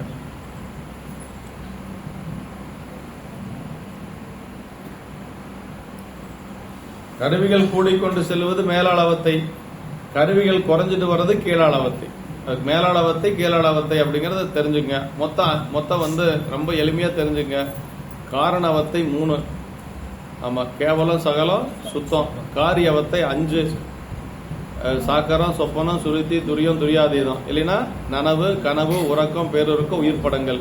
மொத்தம் 15 அவத்தைகள். ஒவ்வொன்றிலையும் 5, கேவலத்தில் 5, சகலத்தில் 5, சுத்தத்தில் 5, மொத்தம் 15 அவத்தைகள். மற்றதெல்லாம் ஓரளவு தெரிஞ்சுங்க. அப்புறம் கருவிகரணங்கள் கூடுவது மேலாளவத்தை, கருவிகரணங்கள் குறைஞ்சு கொண்டு வருவது கீழாளவத்தை. இது மட்டும் தெரிஞ்சுங்க. இது போனோம்னா போயிட்டே இருக்கும். ரொம்ப விரிவா வேணா சித்தியாருக்கு தான் போகணும், அவ்வளவு வேண்டியதில்லை. என்னங்கிறது தெரிஞ்சுங்க, அவ்வளவு.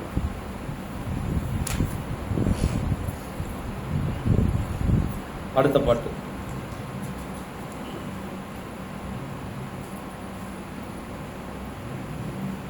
வேட்கை மிக முண்டி பொருட்டால் ஒரு கால் அவையாது மண்டி எறியும் பெருந்தி மாற்றுதற்கு திந்திரல் சேர் வல்லார்கள் வல்ல வகையால் தொழில் புரிதல் எல்லாம் உடனே ஒருங்கிசைந்து சொல்காலை முட்டாமல் செய்வினைக்கும் உச்சை வினைக்கும் செலவு பட்டோலை தீட்டும்படி போற்றி.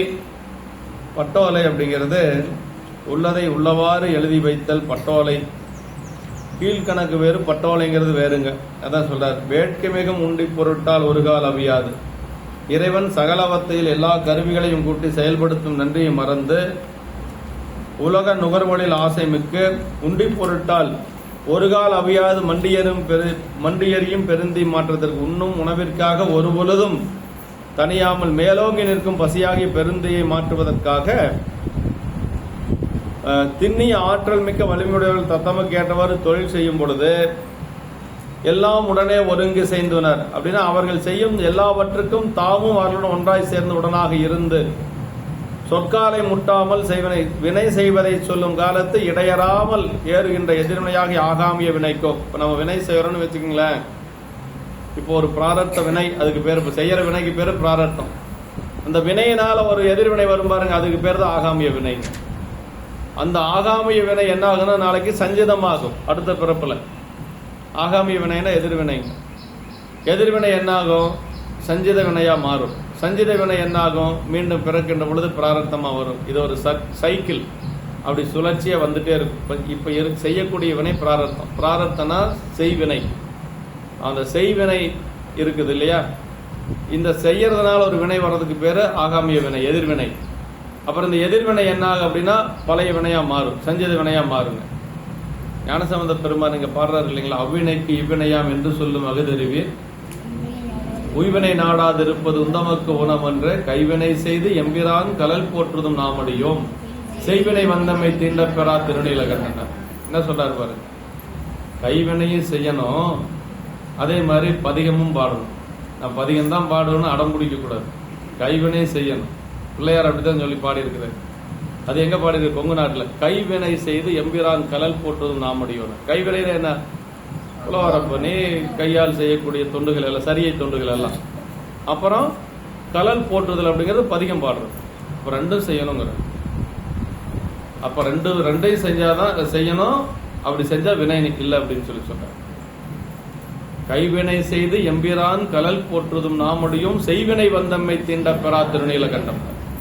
நம்ம செய்த வினை எப்ப நம்மளை வந்து தீண்டாது அப்படின்னா, எப்ப நமக்கு சஞ்சிதம் ஆகாமியம் எல்லாம் வராம இருக்கு அப்படின்னா பெருமானுக்கு தொண்டு செய்யணும். மற்ற எந்த வினை செஞ்சாலும் சரி, இறைவனுடைய தொண்டை தவிர மற்ற எந்த வினை செஞ்சாலும் அதை ஆகாமியமா மாறுங்க. இறைவனுக்கு செய்யக்கூடிய தொண்டு ஒண்ணுதான், அப்பவே உடல் கழிஞ்சு போயிடும்.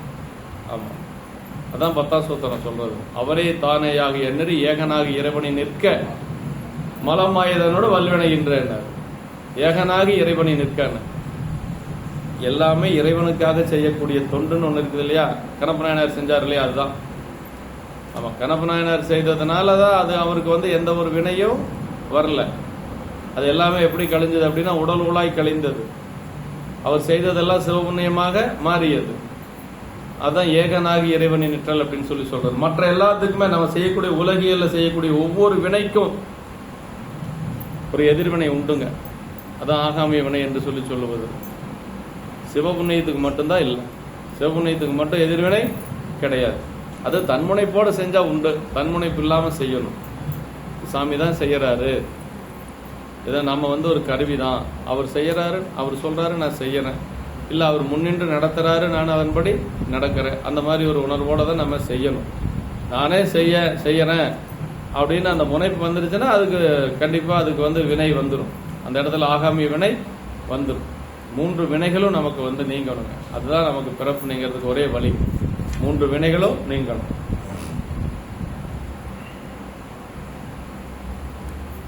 முன் செய்வினைக்கும் செய்வினைக்கும் முன் செய்த அத்துவாவில் கட்டப்பட்டிருக்கும் பலவினையாகிய சஞ்சிதத்துக்கும் நுகர்ந்து கொண்டிருக்கும் ஊழ்வினையாகி பிரார்த்த வினைக்கும் 3ற்கும் முறையான கணக்கு எழுதி வைத்து நுகரச் செய்யும் கருணை எம்மை காக்கனர். 3க்கும் முறையான கணக்கு சாமி எழுதி வச்சிருக்கார். அதான் சொல்ற பட்டோலை தீட்டும்படி போற்றி அப்படின்னு. முட்டாமல் செய்வினைக்கும், முட்டாமல் செய்வினைனா ஆகாமியம், முள் செய்வினைனா சஞ்சிதம், செலவு அப்படிங்கிறது நுகர் பிரார்த்த வினை. பட்டோலை தீட்டும்படி போ எல்லாத்துக்கும் சாமி கணக்கு எழுதி வச்சிருக்கிறார். எழுதும் கீழ் கணக்கு இன்னம் பரீசரன்னு சொல்றாரு இல்லையா, எல்லாத்துக்கும் ஒரு கணக்கு இருக்கு. உள்ளதை உள்ளவாறு எழுதி வைத்தல். பட்டோலை வேறு கீழ்கணக்கு வேறுன்னு சொல்லி சொல்றாங்க. அப்படின்னா எல்லாத்துக்கும் சாமி வந்து ஒரு கணக்கு எழுதி வச்சிருக்கிறார். இந்தந்த வினைக்கு ஏற்ற பலன் இது இல்லையா, அந்த வினைக்கு தகுந்த அந்த பலனை அனுபவிச்சு தான் ஆகணும் அப்படிங்கிறது நம்மளுடைய ஒரு நியமம். அதாவது இந்த வித்யாதத்துவம் இருக்குது இல்லைங்களா, காலம் நியதி கலைவித்தை அராகம். அதுல என்னென்ன தெரிஞ்சுக்கணும் நம்ம. காலம் அப்படிங்கிறது என்னன்னா, இந்த காலத்துல இந்த வினை நம்ம அனுபவித்தே ஆகணும் அப்படிங்கறத வரையறுத்து சொல்லுவது கால தத்துவம். நியதி தத்துவத்துக்கு என்ன வேலை தெரியுங்களா, அவரவர் செய்த வினையின் பயனை அவரவரை அனுபவிக்க செய்வது நியதி தத்துவம். ஒவ்வொன்றுக்கும் வேலை இருக்கு, சும்மா சொல்லல. வித்யா தத்துவ வேலைன்னா சும்மா பேச்சு போக்குல சொல்றது இல்லை. நியதி தத்துவத்தினுடைய வேலை என்னன்னா, இப்ப நம்ம எல்லா ஆன்மாக்களும் இருக்குது, அந்தந்த ஆன்மாக்கள் செய்த பாவ புண்ணியத்தை அந்தந்த ஆன்மாக்களே நுகரும்படி செய்வது அதனுடைய வேலை. நியதி தத்துவத்தினுடைய வேலை. கால தத்துவத்தினுடைய வேலை என்ன, இந்த காலத்துல இந்த வினை அனுபவிக்கணும் அப்படிங்கிறது கால தத்துவத்தினுடைய வேலைங்க. அதான் வித்யா தத்துவம் இருக்கக்கூடியது. வித்தை அப்படிங்கிறது அறிவு. காலம் நியதி கலை வித்தை அராகம் என்று சொல்லி இப்படி நமக்கு அந்த 2 தத்துவம் ரொம்ப முக்கியம். அதுல 7 தத்துவத்துல கால தத்துவம் நியதி தத்துவம் 2 ரொம்ப ரொம்ப முக்கியம். இப்படி ஒவ்வொரு தத்துவத்துக்கும் ஒரு வேலை இருக்கு.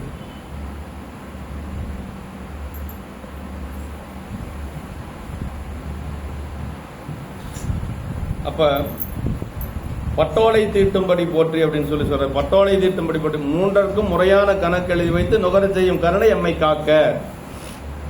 உண்டி பொருட்டால் ஒரு கால் அவியாது மண்டி எறியும் பெருந்தி மணிமேகலில் காயசண்டிக்கு ஏற்பட்ட யானைத்து என்னும் தீரா பசி சான்று ஆற்றுவார் ஆற்றல் பசி ஆற்றல் என்று சொல்லி சொல்றாருங்க. அதே மாதிரி அவை பாட்டி சொல்றாங்க, மானம் குலம் கல்வி வன்மை அறிவுடைமை தானம் தவமுயற்சி தாளாண்மை தேனின் கசிவந்த சொல்லியர் மேல் காமுறுதல் 10 பசி வந்திடப்போம் பறந்து என்று சொல்லி. பசி வந்தாச்சுன்னா எல்லாம் 10 பறந்து போன்னு சொல்றோம் இல்லையா, அதெல்லாம் நம்ம அந்த நியதியெல்லாம் நியாயமெல்லாம் அங்கே நம்ம பேசிட்டு இருக்க முடியாது அப்படின்னு சொல்லி பசி வந்திட 10 பறக்கும் அப்படின்னு சொல்லி சொல்லுவாங்க. பட்டோலை அப்படின்னா பண்டை காலத்தில் ஓலையில் எழுதி வைப்பதில் ஆலோலை, நீட்டோலை, பட்டோலை, கட்டோலை முதலிய வழக்கில் இருந்தன. பட்டதை உள்ளதை உள்ளவாறு எழுதி வைக்கும் ஓலை பட்டோலை. 14/4/2019 இந்த பகுதி நடத்தியிருக்கிறோம். கோட்டர்மேட்டில் சும்மா குறிச்சு வச்சிருக்கிறோம். 19 தேதி போட்டு எழுதி வச்சிருக்கோம்.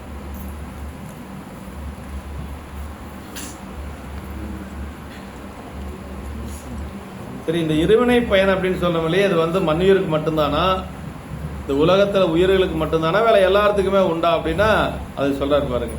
இந்த உயிர்களுக்கு வந்து இது யாரா இருந்தாலும் அனுபவித்து தான் ஆகணும் அப்படிங்கிறாருங்க. நட்டோங்கும் இந்நிலைமை மானுடருக்கே என்று எண்ணிலா மண்ணுயிர்க்கும் இந்த வழக்கேயாய் முன்னுடைய நாள் வரையில் உடல் பிரித்து நல்வினைக்கண் வாழ்நாளின் மாலாய் அயனாய நீல்நாகர் வானாடர் கோமுதலாய் வந்த பெரும் பதத்து நானா விதத்தால் நலம் பெறும் நாள் தான் மால வெற்றி கடுந்துதர் வேகத்துடன் வந்து பற்றித்தம் வெங்குருவின் பால் காட்ட இற்றைக்கும் இல்லையோ பாவி பிறவாமை என்றெடுத்து சொல்றதெல்லாம் நரகத்தினுடைய செயல்பாடுங்க. கொண்டு போய் நம்மளை நிறுத்துவானா யமதூதம் கொண்டு போய் உயிர் போன பின்னாடி யமதூதம் கொண்டு போய் யமதர்ம ராஜா மட்டும் நிறுத்துவானா, ஏண்டா இவனுக்கு இன்னும் பிறப்புல வெறுப்பே வரலையாடா அப்படிம்பானா. இல்லை சாமி இவனுக்கு இன்னும் வரல அப்படின்னு சொல்லுவானா. சரி இவனை இங்கெட்டால சரியா வராது, ஒரு உடம்பு கொடுப்பாரு உடனே. என்ன உடம்புனா அதுக்கு பேர் யாதனா சரீரம்னு ஒரு உடம்பு. கொண்டு போய் நரகத்தில் போடுறா அப்படிம்பாங்க. நரகத்தில் போட்ட எண்ணெய் கொப்பரையில் போட்டு காய்ச்சறது, அப்புறம் நாராசனத்தை எடுத்து கண்ணில் குத்துறது, காதில் வந்து ஊசியால் இடிக்கிறது, இதெல்லாம் செய்வாங்களாம். ஆனால் ஒரு கவலையும் இல்லை நம்மளுக்கு, அதை தாங்குற மாதிரி உடம்பு கொடுத்துட்றாரு சார். நம்ம முக்கியம் இல்லையா? அந்த உடம்புக்கு பேர் தான் யாதனா சரீரம். எதை தான் பண்ண நம்மளுக்கு என்ன, தாங்குற அளவுக்கு உடம்பு கொடுத்துட்றாருல, அப்புறம் என்ன? 2 உடம்புங்க யம தர்மராஜா நமக்கு கொடுக்கறது. யாதனா சரீரம், போதசார சரீரம். சொர்க்கத்துக்கு போற ஆன்மாவுக்கு போதசார சரீரம் ரொம்ப மென்மையான உடம்பு. இந்த உடம்போட மென்மையான உடம்பு. அங்க இன்பத்தை தவிர எதுவுமே கிடையாது. அதனால அதுக்கு தகுந்த மாதிரி உடம்பு கொடுக்குறாரு, அதுவும் சாமியை கொடுத்துட்றாரு. அப்புறம் நரகத்துக்கு போறதுக்கு அதுக்கு தகுந்த யாதனா சரீரத்தை சாமியை கொடுத்துட்றாரு. ஆமா, இந்த உடம்பை பத்தி கவலையே இல்லை. இது போச்சுன்னா இன்னொரு உடம்பு தயாரா இருக்குது. ஆமா, அது என்னென்ன தான் இது. இதை விட அகிலாண்டேஸ்வரி திருப்பதிகத்துல படிச்சோம்னா உடம்பெல்லாம் நடுங்கும். அந்த கயவனிடத்தில் என்னை காட்டி கொடுத்து விடாதேன்னு பாடுவார். மாதவ சிவஞான முனிவர் பாடிய முதல் பதிகம் தான் அகிலாண்டேஸ்வரி திருப்பதிகம், செப்பறை அகிலாண்டேஸ்வரி திருப்பதிகம். அது நரகம் எப்படியெல்லாம் இருக்கு அப்படிங்கிறத காட்டுற, என்னென்ன தப்பு செஞ்சவனுக்கு என்ன தண்டனை அப்படிங்கிறது அங்க இருக்கு, அகிலாண்டேஸ்வரி திருப்பதிகத்தில் இருக்கு. அந்த புத்தகத்தை எடுத்து வரதுக்கு மறந்துட்டேன் நான். இன்னைக்கு அடுத்த மாதம் கொண்டு வரேன். ஆமா, என்னென்ன தண்டனைக்கு, என்னென்ன தவறு செஞ்சவனுக்கு என்னென்ன தண்டனை அப்படிங்கிறதெல்லாம் இருக்கு. மாற்றான் மனை நுகர்ந்தவனுக்கு என்ன தண்டனை, எரிஞ்சிட்டு இருக்கக்கூடிய ஒரு பெரிய இரும்பு தூணை போய் தழுவ சொல்லுவாங்களாம். அப்படியெல்லாம் அதுல இருக்கு. இதுல அந்த அகிலாண்டேஸ்வரி திருப்பதியத்தில் இருக்கு. ஒவ்வொரு தண்டனைக்கும் ஒவ்வொரு குற்றத்துக்கும் ஒரு தண்டனை இருக்கு. இதெல்லாம் வந்து யாதனா சரீரத்தை கொடுத்து யம தர்மராஜா மேல கொடுக்கறது. இவனுக்கு பிறப்புல வெறுப்பு வந்திருக்குதா இல்லையா அப்படின்னு சொல்லி கேட்பாரான். இல்ல சாமி இவன் என்ன அப்படியே தான் இருக்கிறான், போடுறான் அவனை கொண்டு போய் அங்கன்னு சொல்லி அந்த கணக்கு முடிகிற வரைக்கும் அங்கதான் இருந்தாகணும். அங்கெல்லாம் ரெக்கமெண்டேஷன் எல்லாம் ஒன்றும் வேலைக்கு ஆகாது. ஒரே ஒரு ரெக்கமெண்டேஷன் வந்து என்னன்னா 5 எழுத்து ஒண்ணுதான் நமக்கு ரெக்கமெண்டேஷன். அதெல்லாம் அங்க போய் அதெல்லாம் ஞாபகத்துக்கு வராது. இங்கேயே சொன்னாதான் அங்கெல்லாம் அது நினைவுக்கு வராது. ஆமா, இந்த இதுல திருவாசகத்தில் ஒரு இடம் வருது, சுட்டறுத்தல்லே என்னமோ வருது. என்ன சொல்லுவாருங்க, அதாவது ஒரு மணிவாச பெருமான் சொல்லுவார், அந்த உலகியல் என்று சொல்லக்கூடிய கடல்ல போய் மாட்டிட்டாராம். அந்த காமம் என்று சொல்லக்கூடிய சுறா மீன் அவரை விழுங்க வருதான். அதுல இருந்து எப்படி தப்பிக்கிறதுன்னு பார்த்தாராம், ஒன்னும் கிடைக்கலையா. கடைசி 5 எழுத்தை பிடிச்சாராம், அதுல இருந்து மேல வந்துட்டாராம். 5 எழுத்தின் புனைபிடித்து கிடைக்கின்றேனே அப்படின்பாரு. ஆமா, சுறாவின் வாய்ப்பட்டு உலகியல் இன்பங்கள் இருந்து மேல வரணும்னா ஒரே ஒரு வழி என்னன்னா 5 எழுத்து தான். 5 எழுத்து தான் நமக்கு போனியாக இருக்கும். 5 எழுத்தின் புனைபிடித்து கிடைக்கின்றேன். நல்ல பாட்டு, அது சுட்டறுத்தல தான் வருதுன்னு நினைக்கிறேன், 2வது பதிகத்துல. திருவாசகத்துல அந்த மாதிரி இடமெல்லாம் நிறைய வருது.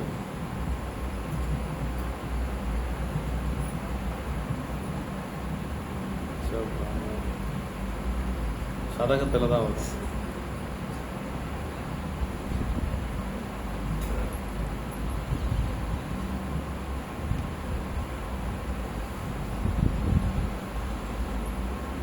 வெள்ளம்தால் விரிசடையாக தான் வரும் நினைக்கிறேன்.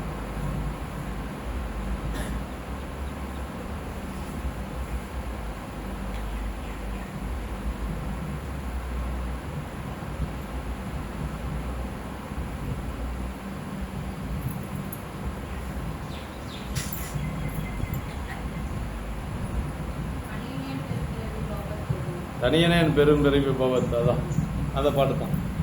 தனியனேன் பெரும்பிறவி பவத்து எவ்வத் தடம் திரையால் எற்றுண்டு பற்றொன்று இன்றி கனியனேர் நுகர்வாயார் என்னும் காலால் கலக்குண்டு காமவான் சுரவின் வாய்ப்பட்டு இனி என்னே உய்யுமாறு என்று எண்ணி அஞ்செழுத்தின் புனைபிடித்து கிடக்கின்றேனை முனைவனே முதலந்தம் இல்லா மல்லல் கரை காட்டி ஆட்கொண்டாய் மூர்க்கனேற்கு என்று சொல்லி ஒரு வழியும் இல்லாம கிடந்தார். அப்படி இருக்கக்கூடியவரை இந்த காமவான் சுரவின் வாய்ப்பட்டு இனி என்னே உய்யுமாறு என்று எண்ணி எப்படி உய்வடைகிறதுன்னு தெரியாம வழி இல்லாம இருந்த என்ன சாமி என்ன பண்ணாராம், அஞ்சலத்தின் புனைபிடித்து கிடக்கின்றேனை முனைவனே முதலந்தம் இல்லா மல்லல் கரை காட்டி ஆட்கொண்ட. மல்லல் கரைனா பெருமானுடைய திருவடி. இந்த மல்லல் செல்லா அருணறிக்கே செல்லும் அருள் புரியும் திருநனாவே, இந்த செல்லா அருணறின்னு சொல்ல முடியாது, அதான் மல்லல் கரை அப்படிங்கிறது. இது ரெண்டும் ஒரே இடம் தான். ஞானசம்பந்த பெருமான் பாடிய செல்லா அருணறி என்று சொல்வதும் இந்த மல்லல் கரை என்று சொல்லுவதும் ஒன்றுதான்.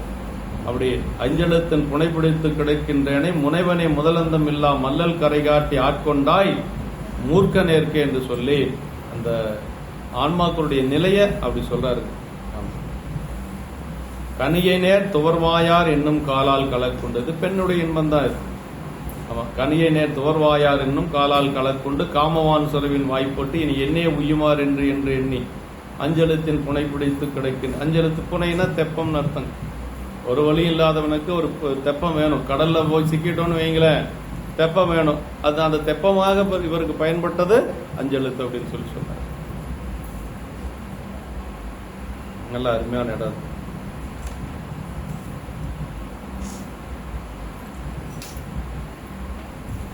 இந்த இது நரகத்துடைய வேதனை சொல்றார் இல்லையா. இல்லையோ பாவி பிறபாமை என்றெடுத்து நல்லதோர் இன்சொல் நடுவாக சொல்லி இவர் செய்திக்கு தக்க அதான பார்த்துட்டு இருக்கிறோம். 31வது பக்கம் இல்லைங்களா. இல்லையோ இற்றைக்கும் இல்லையோ பாவி பிறவாமை என்றெடுத்து நல்லதோர் இன்சொல் நடுவாக சொல்லி இவர் செய்திக்கு தக்க செயலுறுத்துவீர் என்று வெய்துற்ற உரைக்க விடை கொண்டு மையல் தரும் செக்கினடை திரித்தும் எல்லாம் பாருங்க. நரகத்துடைய துன்பம் செக்கினடை திரித்தும் தீவாயில் இட்டரித்தும் தக்க நெருப்புத்தூன் தழுவு வித்தும் மிக்கோங்கும் நாராசம் காட்சி செவி மடுத்தும் நான் அறிந்தும்.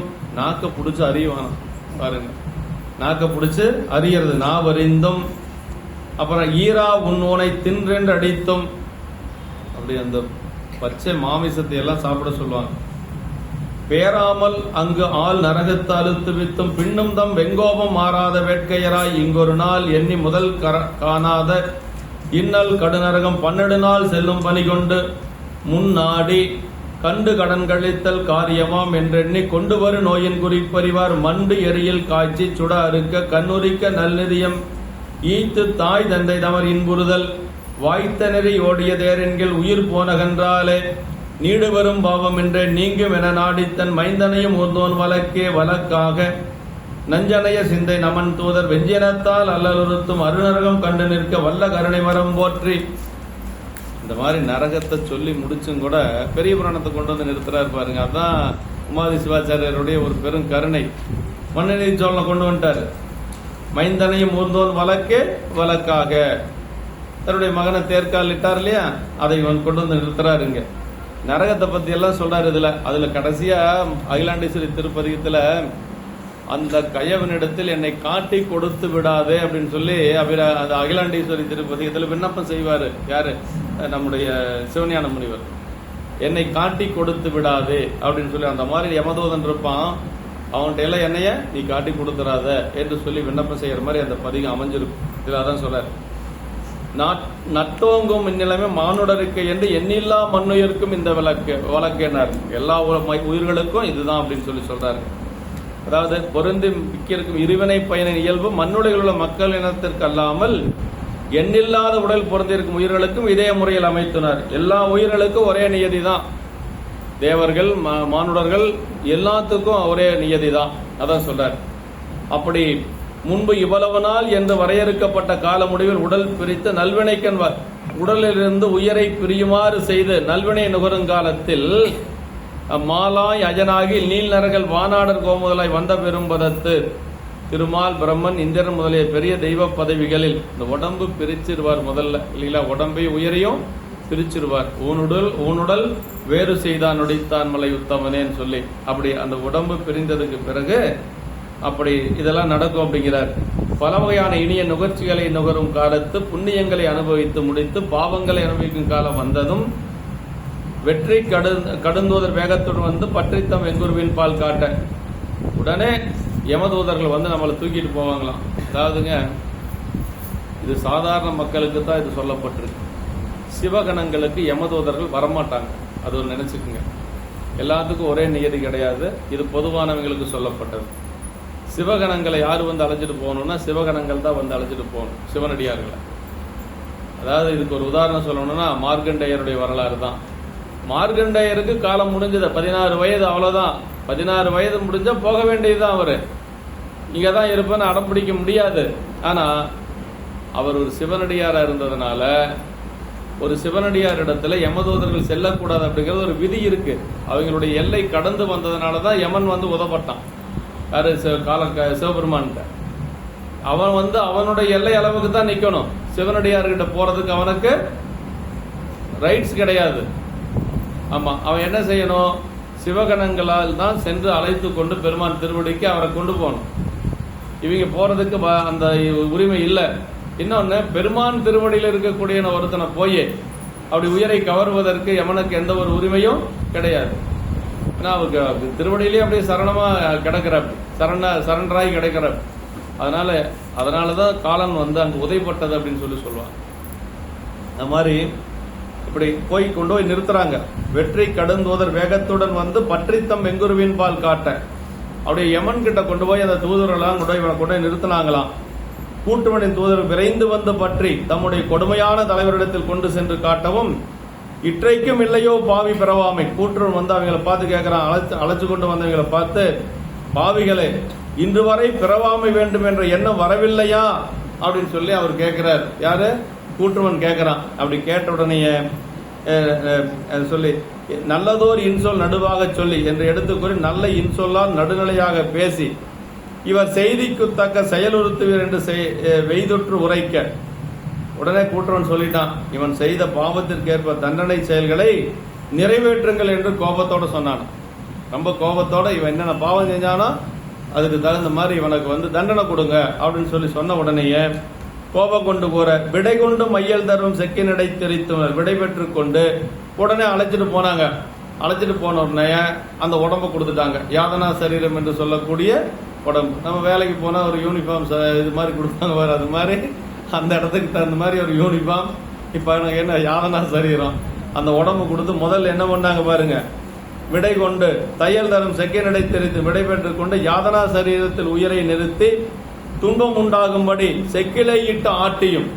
அப்படி பாரு, நம்முடைய நம்பிகள் பாடுறாரு இல்லையா, தமர் செக்கில் இடும்போது தடுத்தாட்கொள் என்று சொல்லி சொல்றாரு இல்லைங்களா, அந்த மடித்தாடு மடிமைக்கன் பதிகத்தில். அது மாதிரி முதல்ல செக்கில் இட்டு ஆட்டுறாங்க.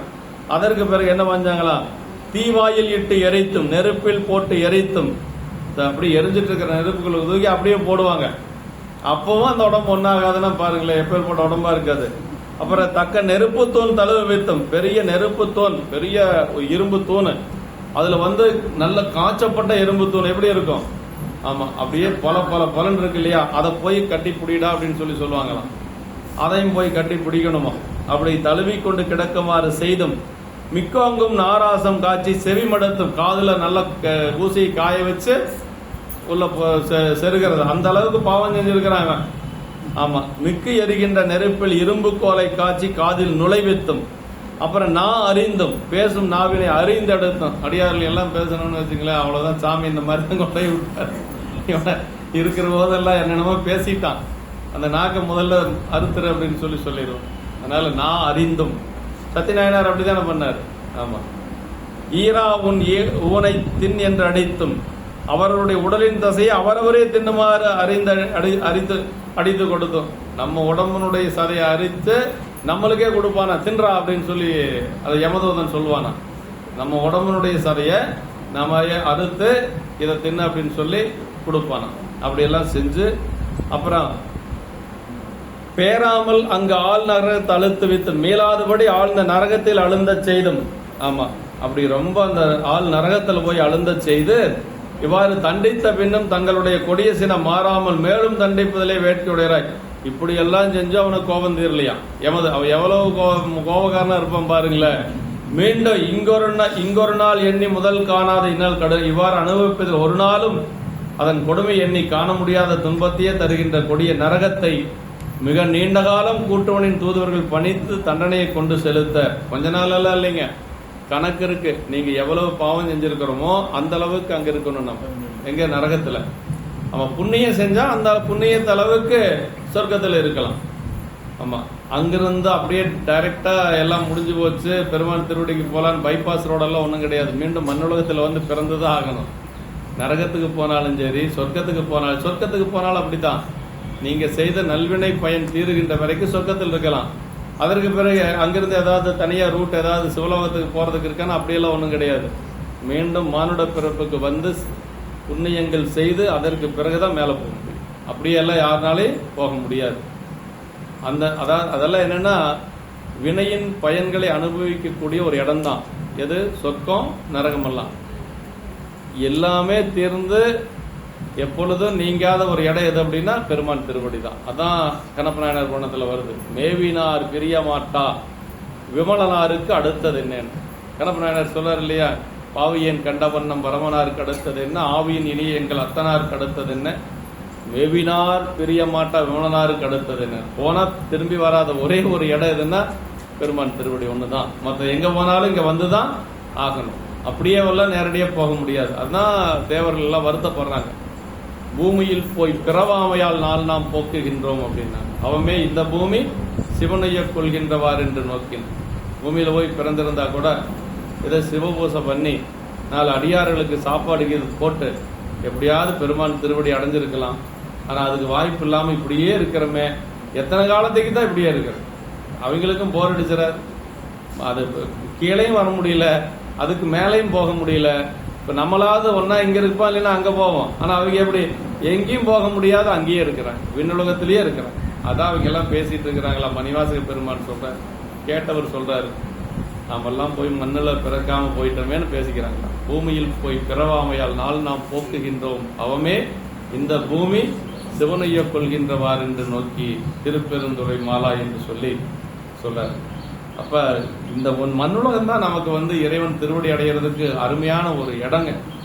இதை விட்டோம்னா நமக்கு மீண்டும் நல்ல வாய்ப்பு கிடைக்காது. அப்படியே கூற்றுவன் வந்து நீண்ட காலம் கூற்றுவன் தூதுவர்கள் பணித்து தண்டனை கொடுத்து கொண்டு செலுத்த, அப்படி உலகத்தில் தாய் தந்தையரான பெற்றோர் தம் குழந்தையின் நோயினை முன்னே ஆராய்ந்து கண்டு நோய் தீர்க்கும் செயலை மேற்கொள்ளுதல் வேண்டும் என்று எண்ணி வருநோயின் குறிப்பறிவார் மண்டறியல் காட்சி சுடா இருக்க வந்த நோயின் தன்மை குறித்து அறிந்து தீர்க்கும் மருத்துவரிடம் செல்ல பரந்த நெருப்பில் காட்சி இரும்பு கோலை கொண்டு சுடவும் கத்தி கொண்டு அறுக்கவும் கண்ணுரிக்க கண்படலத்தை உரித்து நீங்கவும், அதாவது மருத்துவர் துன்புறும் செயலை செய்தாலும் அதனால் குழந்தை வருந்தினாலும் நோய் தீர்ந்த உணர்ந்த பெற்றோர் மிகுதியான பொருளை கொடுத்து மகிழ்ந்திருப்பதைப் போலவும், இப்போ ஒரு குழந்தை ஏதாவது ஒரு அறுவை சிகிச்சைன்னு வைங்களேன், என்ன பண்றாங்க அவங்க, என்னென்னமோ செய்யறாங்க. நம்ம என்ன எப்படியோ என்ன செஞ்சாலும் சரி நோய் நல்லானா போதும் இல்லையா?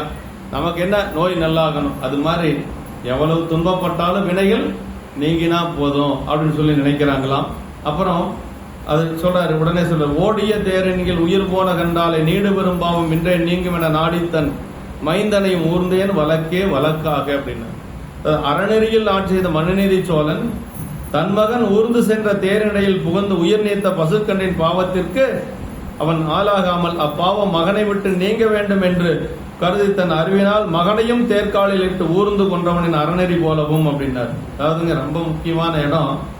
நம்ம சைவ சித்தாந்தத்தில் என்ன சொல்லுது அப்படின்னா, நமக்கு வந்து பிராயச்சத்தம் அப்படிங்கிறது கிடையாதுங்க. அனுபவித்து தான் தீர்க்கணும். நாம் செய்த வினையின் பயனை அனுபவித்து தான் தீர்க்கணும். அதுக்கு பிராயச்சித்தம் அப்படிங்கிறது கிடையாது, பரிகாரம் அப்படிங்கிறது கிடையாது. ஆமா, நம்ம பரிகாரம் இறைவன் திருவடியை வணங்குறது தான் பரிகாரம். நமக்கு ஒரு கோயிலுக்கு போயிட்டு வரலாம், அந்த கோயிலுக்கு போயிட்டு வரலாம். அது போக ஆத்தங்கரையில் போய் கடல்ல போய் பரிகாரம் செய்யறது அப்படிங்கிறது கிடையவே கிடையாதுங்க. இன்னும் இல்லை, மனுநீதி சோழருடைய அந்த மகன் தேர்கால கன்று இறந்ததுக்கு என்ன சொல்றாங்க அப்படின்னா, மந்திரிகள் எல்லாம் போய் இதுக்கு பரிகாரம் இருக்குது சாமி, வேதத்துல சொல்லப்பட்டிருக்கு அப்படின்னு சொல்லி சொல்றாங்க. என்ன சொல்றாங்க? பசு தொழுவத்துல கொஞ்ச நாளைக்கு பையனை இருக்க செய்வது, அப்புறம் இந்த பசுமாட்டுகளுக்கெல்லாம் ஊழியம் செய்வது, இப்படியெல்லாம் செஞ்சா பாவம் போகும் அப்படிங்கிறாங்க. அதுக்கு அவர் என்ன சொல்றாரு அப்படின்னா, அப்படியெல்லாம் செஞ்சா இந்த இறந்து போன கன்றுக்குட்டி உயிர் பெறுமா, இல்ல அந்த கன்றை இழந்து வாடுகின்ற தாய் பசுனுடைய துன்பத்தை தீர்க்க முடியுமான்னு கேட்கிறார். சரி, தீர்க்க முடியாது, நீங்க சொல்ற மாதிரி அந்த குழந்தைய தேர்ல போய் வச்ச ஏத்தனா மட்டும் அது தீர்ந்துருமான்னா தீர்க்க முடியாது. அப்ப என்ன செய்யணும்னா அந்த பசு அடைந்த துன்பத்தை நான் அடையணுங்கிறது, அதுதான் அனுபவம் அப்படிங்கிறது. இதுதான் பெரிய புராணத்தில் நம்ம பார்க்க வேண்டியது, அந்த சரீரத்தில் தெரிஞ்சுக்க வேண்டியது. சைவ சித்தாந்த கருத்தை அங்கே நுட்பமாக வச்சிருக்கிறார் சேக்கிழார் பெருமான். அப்ப அந்த துன்பத்தை தீர்க்க முடியாது, பசுனுடைய துன்பத்தை தீர்க்க முடியாது, ஆனா அதனுடைய துன்பத்தை நான் அடையலாம் இல்ல. அது எப்படி கன்றை இழந்து துன்புறுகிறதோ அதுபோல நான் என்னுடைய மகனை இழந்து துன்புறுவேன் சொன்னோன்னு எல்லாரும் தள்ளி நின்றுக்கிறாங்க. எல்லா அமைச்சர்களும் அந்த இடத்துல தள்ளி நின்றுக்கிறாங்க. அதான் அந்த இடத்துல ரொம்ப முக்கியமான ஒருமைந்தன் தன்குலத்துக்கு உள்ளான் என்பது உணரான், தருமந்தன் வழி செல்கை கடன் என்று ஒரு தன்மைந்தன் மருமந்தன் தேராளி உறவூர்ந்தான் மனுவேந்தன் அருமந்த அரசாட்சி அரிதோ மற்ற எளிதோதான் என்று சொல்லி சேக்கிழ பெருமான் அந்த இடத்துல சொல்றாரு. ஒருமைந்தன் தன்குலத்துக்கு உள்ளான் என்பதும் உணரான்னார், தருமந்தன் வழி செல்கை கடன் அப்படின்னார். அதை பத்தி எல்லாம் கவலை இல்லை. நம்முடைய மரபுக்கு சோழ மரபுக்கே ஒரே குழந்தை தான், அதை பத்தி அவர் யோசிக்கல.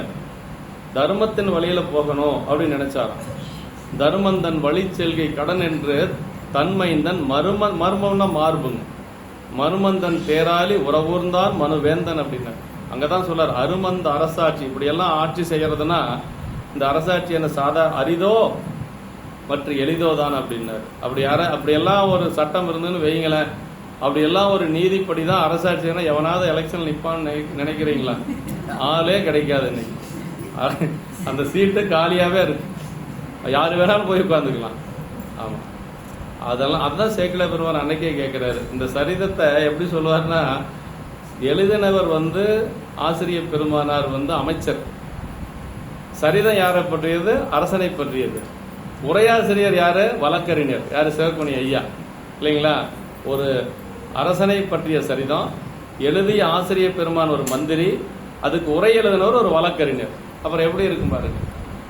அதுதான் அந்த மனுநீதி சோழருடைய சரிதம். அவ்வளவு நுட்பமாக கொண்டு போவார், ஒவ்வொரு இடத்தையும் நுட்பமாக கொண்டு போவார். ஆமா, அதுதான் தனிப்பெரும் தர்மம் தானோர் தயாயின்றி தானே மன்னன் பணிப்பில் சிந்தையில் உண்மைத்தன்மை சோதித்தால் என்ன அப்படின்பார். சோதித்தார்னு சொல்றது இல்ல, சோதிக்கிறதுக்கு வந்த மாதிரி வந்தாராம். சோதித்தால் என்ன அப்படின்பார். ரொம்ப அருமையான இடங்க. எந்த இடத்துலயும் சோதிப்பதற்காக வந்தாருன்னு சொல்றதே இல்லை இல்லைங்களா? இந்த இடத்துல சோதிக்கிறதுக்கு வந்த மாதிரி வந்தாராம். இது தர்ம தேவதை. தனிப்பெரும் தர்மம் தானோ தயாயின்றி அப்படிங்கிறது, கொஞ்சம் கூட கருணை இல்லாம வந்துதான்.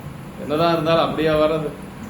ஒரு தர்ம தேவதைக்கு தயா இன்றினா கருணை இல்லாம வந்துதான். தனிப்பெரும் தர்மம் தானோ தயாயின்றி தானே மன்னன் பணிப்பில் சிந்தையில் என்று சொல்லி அந்த பாட்டில் அருமையா சொல்வார் சேக்கிழ பெருமாள். அதாவது சைவ சித்தாந்தப்படி நாம செய்த வினைகளுக்கு என்னன்னா அதனுடைய பலனை அனுபவித்தே ஆகணும், வேற வழியே கிடையாது. அதை அனுபவிக்கணும்னு சொன்னது நமக்கு யாருன்னா மனுநீதி சோழர் தான் இல்லைங்களா? என்னென்னமோ சொன்னாங்க, ஆனா எதையுமே அவரு ஏற்றுக்கொள்ளலை. ஒன்னொன்னுக்கும் பதில் சொல்லிட்டே இருந்தார். அவங்க சொல்றதுக்கெல்லாம் மாற்று பதில் சொல்லிட்டே இருந்தார். நம்மளா இருந்தா சரி, ஏதோ ஒரு வழி இருக்கு, சரி அதை பயன்பட, அதுக்காக நம்ம பையனை போய் நம்ம இழக்க முடியுமா அப்படிதானே நம்ம நினைப்போம். அதுதானே நியாயமும் கூட. அதுதானே இதுக்காக நம்மளுடைய நியாயம், மனுநீதி சோழருடைய நியாயம் அது அல்ல இல்லைங்களா? அதனால அந்த நம்மளதுல பெரிய புராணத்துல நம்முடைய சைவ சித்தாந்தத்துல பிராயச்சித்தம் அப்படிங்கிறது கிடையாது, அனுபவித்து தான் கழிக்கணும் அப்படிங்கிறது தான் உண்மைங்க. அகிலாண்டேஸ்வரி திருப்பதி ரொம்ப நல்லா இருக்கும். கடைசி என்னை காட்டி கொடுத்து விடாதே அப்படின்னு முடிப்பார் அதைய, இந்த பாட்டை. என்னை கீதை காட்டி கொடுத்துறாரு சுவாமி, நான் தாங்க மாட்டேன் அப்படின்னு சொல்லுவார். ஆமா, சாமி எப்படியா அருள் செஞ்சார். வந்த நோயின் தன்மை குறித்து அறிந்ததற்கு மருத்துவம் செல்ல, அதை மருத்துவர் துன்புறும் செயலை செய்தாலும் அதனால் குழந்தை வருந்தினாலும் நோய் தீர்ந்ததை உணர்ந்த பெற்றோர் மிகுதியான பொருளை கொடுத்து மகிழ்ந்திருப்பதை போல குழந்தையை துன்பப்படுத்துறாரு டாக்டர், அறியறாரு கத்தி எடுத்து, ஆனாலும் பொருள் நாம கொடுக்குறவருக்கு காசை கொடுத்து அறிய சொல்றோம். அப்படின்னு என்ன, நோய் நீங்கினா சரி, அது மாதிரி நம்மளுடைய வினை நீங்கினா போதும், அதுக்காக என்ன தண்டனை கொடுத்தாலும் ஏத்துக்கலாம் அப்படின்னு சொல்றாங்க. ஓடிய தேரன்கள் உயிர் போனகன்றாலே பெரும்பாவம் என்று சொல்லி அப்படி அப்பாவம் மகனை விட்டு நீங்க வேண்டும் என்று கருதி தன் அறிவினால் மகனையும் தேர்காலில் இட்டு ஊர்ந்து கொண்டவனின் அறநெறி போலவும் நஞ்சனைய சிந்தை நமன் தூதர் நஞ்சு போன்ற கொடிய மனமுடைய கூட்டுவனின் தூதுவர் கொடிய கோபம் கொண்டு இத்தகைய துன்பங்களை கொடுத்தாலும் அருநரகம் கண்டு நிற்க வல்லகருணை மரம் போற்றி அரிய நரகத்தில் உயிர்கள் துன்புறுவதை கண்டும் அனைத்து உயிர்களுக்கும் தாயும் தந்தையுமான சிவம் சக்தியும் உயிர்களின் மலவேதனை இத்தண்டங்களால் நீங்கினால் போதும் என்ற மகிழ்ச்சியுடன் கண்டு நிற்கும் கருணை மரம் எம்மை காப்பதாக என்று சொல்லி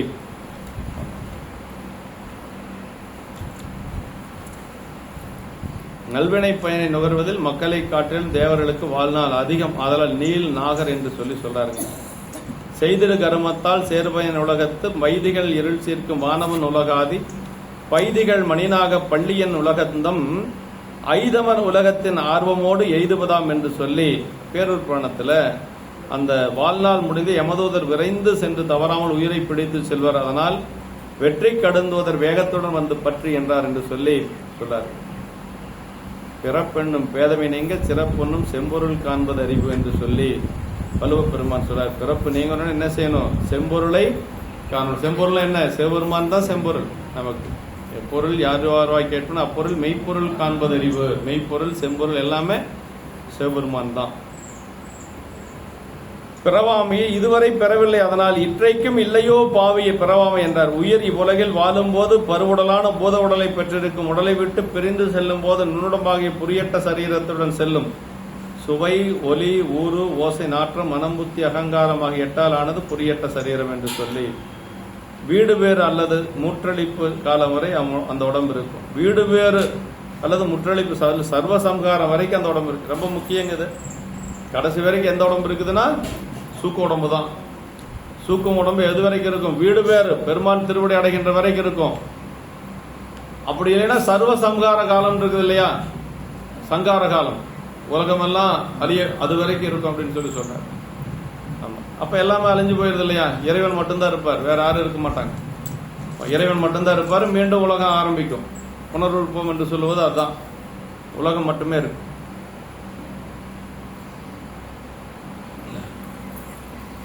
புண்ணிய பாவங்களை பண்ணினவன் அவற்றினது பயன்களை சொர்க்க நரகத்தின்கனை அனுபவித்திற்கு சரீராந்தத்தில் பாவ பருவமானால் யாதனா தேகமும் புண்ணிய பருவமானால் முதல்ல சொன்னோம் இல்லையா? அதுதான். யமதூதர் ஒரு கணத்திலே உண்டு பண்ணுவார்கள். அப்படி சும்மா ஒரு சொடக்க போறதுக்குள்ள ரெடி ஆயிருக்கு உடம்பு உங்களுக்கு. ஆமா, எந்த உடம்பா இருந்தாலும் சரி, போதசார சரீரமா இருந்தாலும் சரி, யாதனா சரீரமா இருந்தாலும் உடனே ஒரு சன பொழுதுல தயாராகிடும். உங்க உடம்புக்கு தகுந்த மாதிரி அவங்க கொடுத்துருவாங்க. அதை கொண்டு நாம போக வேண்டியதான். சுகதுக்க அனுபவத்தை பொருந்தும் என்று சொல்லி யாதனா சரீரம் நரகத்தில் துன்பத்தை அனுபவிப்பதற்கு பூத உடல்.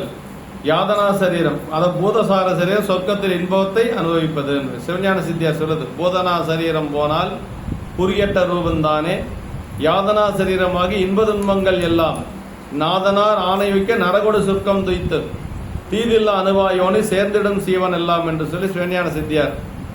பருவுடல் போதனா சரீரம் போனால் உயிர் புரியட்ட சரீரத்தை பொருந்தினார். உடம்பு போயிருச்சுன்னா உயிர் என்ன ஆகும்? சூக்கும் உடம்புக்கு போயிடும். புரியட்ட சரீரங்கிறது அதான். 8 தத்துவங்களான உடம்புக்கு சொன்னோம் இல்லையா? அதுதான் 8 தத்துவங்கள். என்ன? சுவையொலி, ஊறு, ஓசை, நாற்றம் என்று சொல்லக்கூடிய தன்மாத்திரைகள் 5, மனம், புத்தி, அகங்காரம் என்று சொல்லக்கூடிய அந்த கரணங்கள் 3. 4ங்கிறது 3 சொல்லலாம். புத்தினால் ஒண்ணுதான், சித்தம்னால் ஒண்ணுதான். அதனால 3 சொல்லலாம் இல்லைங்களா? அப்ப 8 தத்துவங்கள். இந்த உடம்பு போன உடனே உயிர் என்ன ஆகுது அப்படின்னா அந்த சூக்கும உடம்புக்கு போயிருது. சூக்கும உடம்புலயே தான் உயிர் இருக்கும். அதனால நீங்க வழிபாடு செய்யறதெல்லாம் சூக்கும உடம்புக்கு தான் வழிபாடு செய்யறீங்க. சூக்கும உடம்பு எங்க வேணாலும் இருக்கு இல்லைங்களா? அது அந்த சூக்கும உடம்புக்கு உயிர் போயிடும். அதற்கு பிறகு இறைவன் திருவடியா இல்ல மீண்டும் பிறப்பா அப்படிங்கிறது அந்தந்த உயிர் செய்த பாவ புண்ணியத்து கேட்டார் போலதான். நல்ல சிவபுண்ணியம் செஞ்சிருந்தா அந்த ஆன்மா பெருமான் திருவடிக்கு போயிடும்.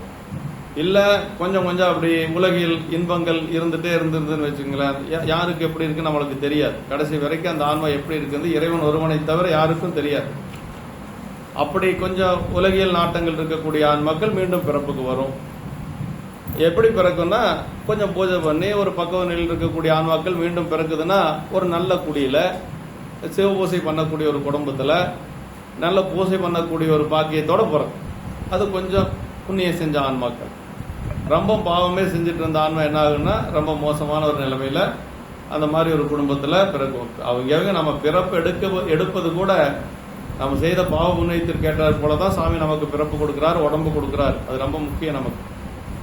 ஆமா, அதாவது அதுதான் இறைவன். அத நம்முடைய பிள்ளையார் சொல்றார், ஆட்பாலவர் கருளும் வண்ணமும் ஆதிமான்பும் கேட்பான் பயில் அளவில்லை கிழக்க வேண்டாம். யாருக்கு வேணாலும் எப்படி வேணாலும் சாமி கொடுப்பார். அது என்ன காரணம்? அவங்களுடைய வினைப்பயனை பொறுத்து தான் இருக்கு.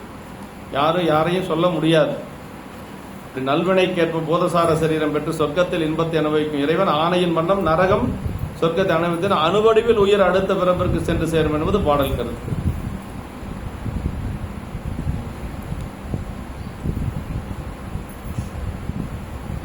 அது பஞ்சாக்கினி வித்தை அப்படின்னு சொல்லி திருமந்திரத்தில் இருக்கு. எப்படி கரு உருவாகுது அப்படிங்கிறது வருதுங்க. அது ரொம்ப இதா இருக்கு, வியப்பா இருக்கு.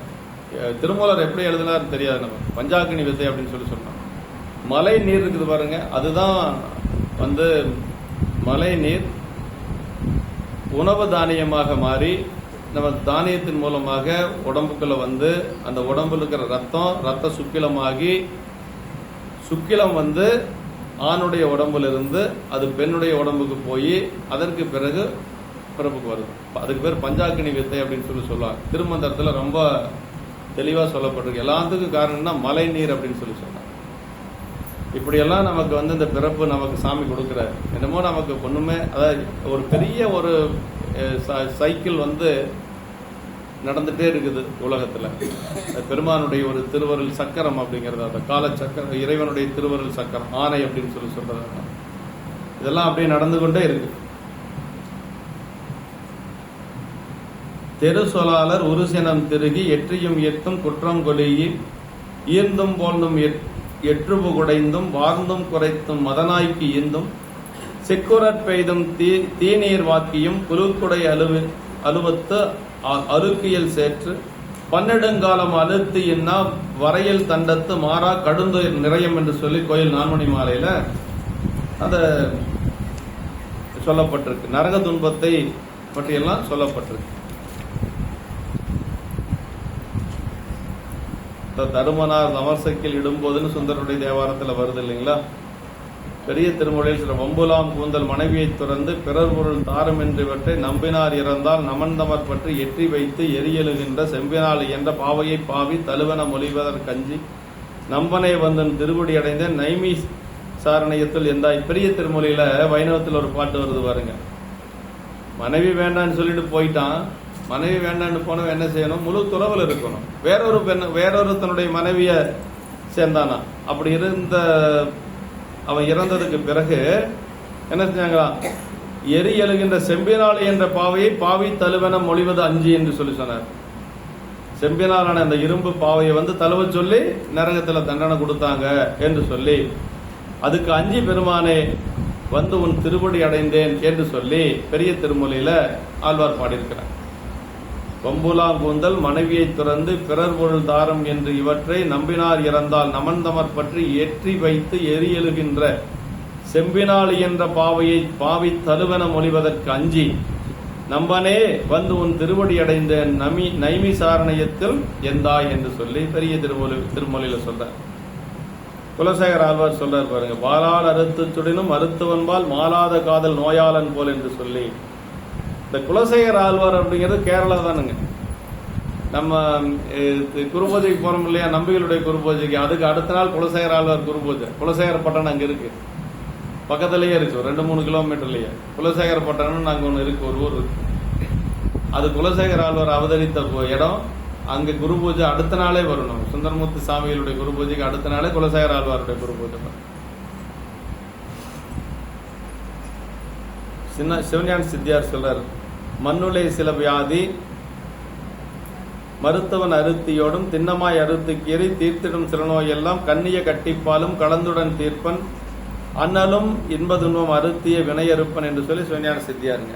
அதாவது மண்ணுளை சில வியாதி மருத்துவன் அறுத்தியோடும் திண்ணமாய் அறுத்து கீறி தீர்த்திடும். ஒரு சில நோய் எப்படின்னா மருத்துவர் கத்தியை போட்டு அறுத்து தீயால சுட்டு இப்படி எல்லாம் பண்ணாதான் ஒரு சில நோய் தீரும். அப்புறம் ஒரு சில நோய் நல்ல கண்ணிய கட்டிப்பாலும் கலந்துடன் தீர்ப்பன், நல்ல சாப்பிட்றதுக்கு கொடுத்து பால் தேன் இதெல்லாம் கொடுத்து ஒரு சில நோய் நல்லா ஆகுமா. சத்து குறைவாக இருக்கிறவங்களுக்கு என்ன செய்வாங்க, சத்தான பொருளெல்லாம் கொடுப்பாங்க.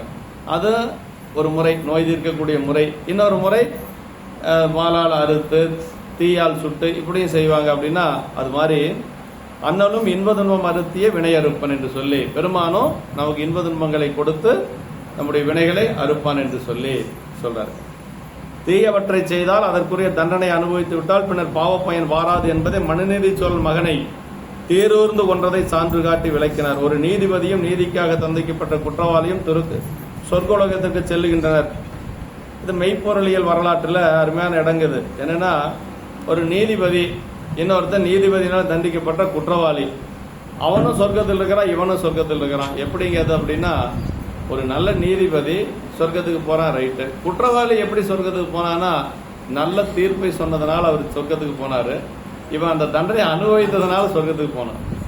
தண்டனை அனுபவிக்கலன்னு எங்க போயிருக்கணும், நரகத்துக்கு போயிருக்கணும். தண்டனை அனுபவித்ததுனால மகிழ்ச்சியா அனுபவிச்சிருக்கிறான். சரி, நம்ம செஞ்ச தப்புக்கு நம்மளுக்கு தண்டனை கொடுக்குறாங்க அப்படின்னு சொல்லி அனுபவிச்சிருக்கிறான். அதனால அவனும் சொர்க்கத்துக்கு போனானா அப்படின்னு மேலை நாட்டில் ஒரு கீழே மேலை நாடுகள் மெய்ப்பொருளியல் வரலாற்றில் சொல்லப்பட்டிருக்கு. அடுத்த திருப்பாட்டு. பல்லுயிர்க்கும் இன்ன வகையால் இருவினைக்கண் நின்றறுத்தி முன்னை முதல் என்ன முதலில்லோன் நல்வினைக்கண் எல்லா உலகம் எடுப்புண்டு செல்காலம் பின் நரகம் சேராமே நல்ல நெறி எய்துவதோர் காலம்தன் நண்பரை கண்டு இன்புறுதல் உயர்நெறி சிறிதே உண்டாக்கி பையவே மட்டாய் மலராய் வருநாளில் முன்னை நாள் முட்டாய் உருவா முறை போல கிட்டியதோர் நல்ல பிறப்பில் பிறப்பித்து நாடுவினை எல்லை இரண்டும் இடையொப்பில் பல்விரவி அந்தமதில் அன்றோ அளவென்று பார்த்திருந்து சத்தி பதிக்கும் தரம் போற்றி. அதாவது இடையொப்பில் அப்படின்ல இருவினையொப்பு வந்தா ஒரு ஆன்மாவுக்கு சக்தி நிபாதம் வரும் இல்லையா. அந்த இருவினையொப்பை பற்றியெல்லாம் இதில் சொல்லப்பட்டிருக்குதுங்க. இறைவனுடைய கருணை, இருவினையொப்பு இதெல்லாம் சொல்லப்பட்டிருக்கு. இருவினையொப்புங்கிறது ரொம்ப முக்கியம் இல்லைங்களா. பல்லுயிர்க்கும் இன்வகையால் இருவினைக்கண் நின்று நிறுத்தி அப்படின்னாரு.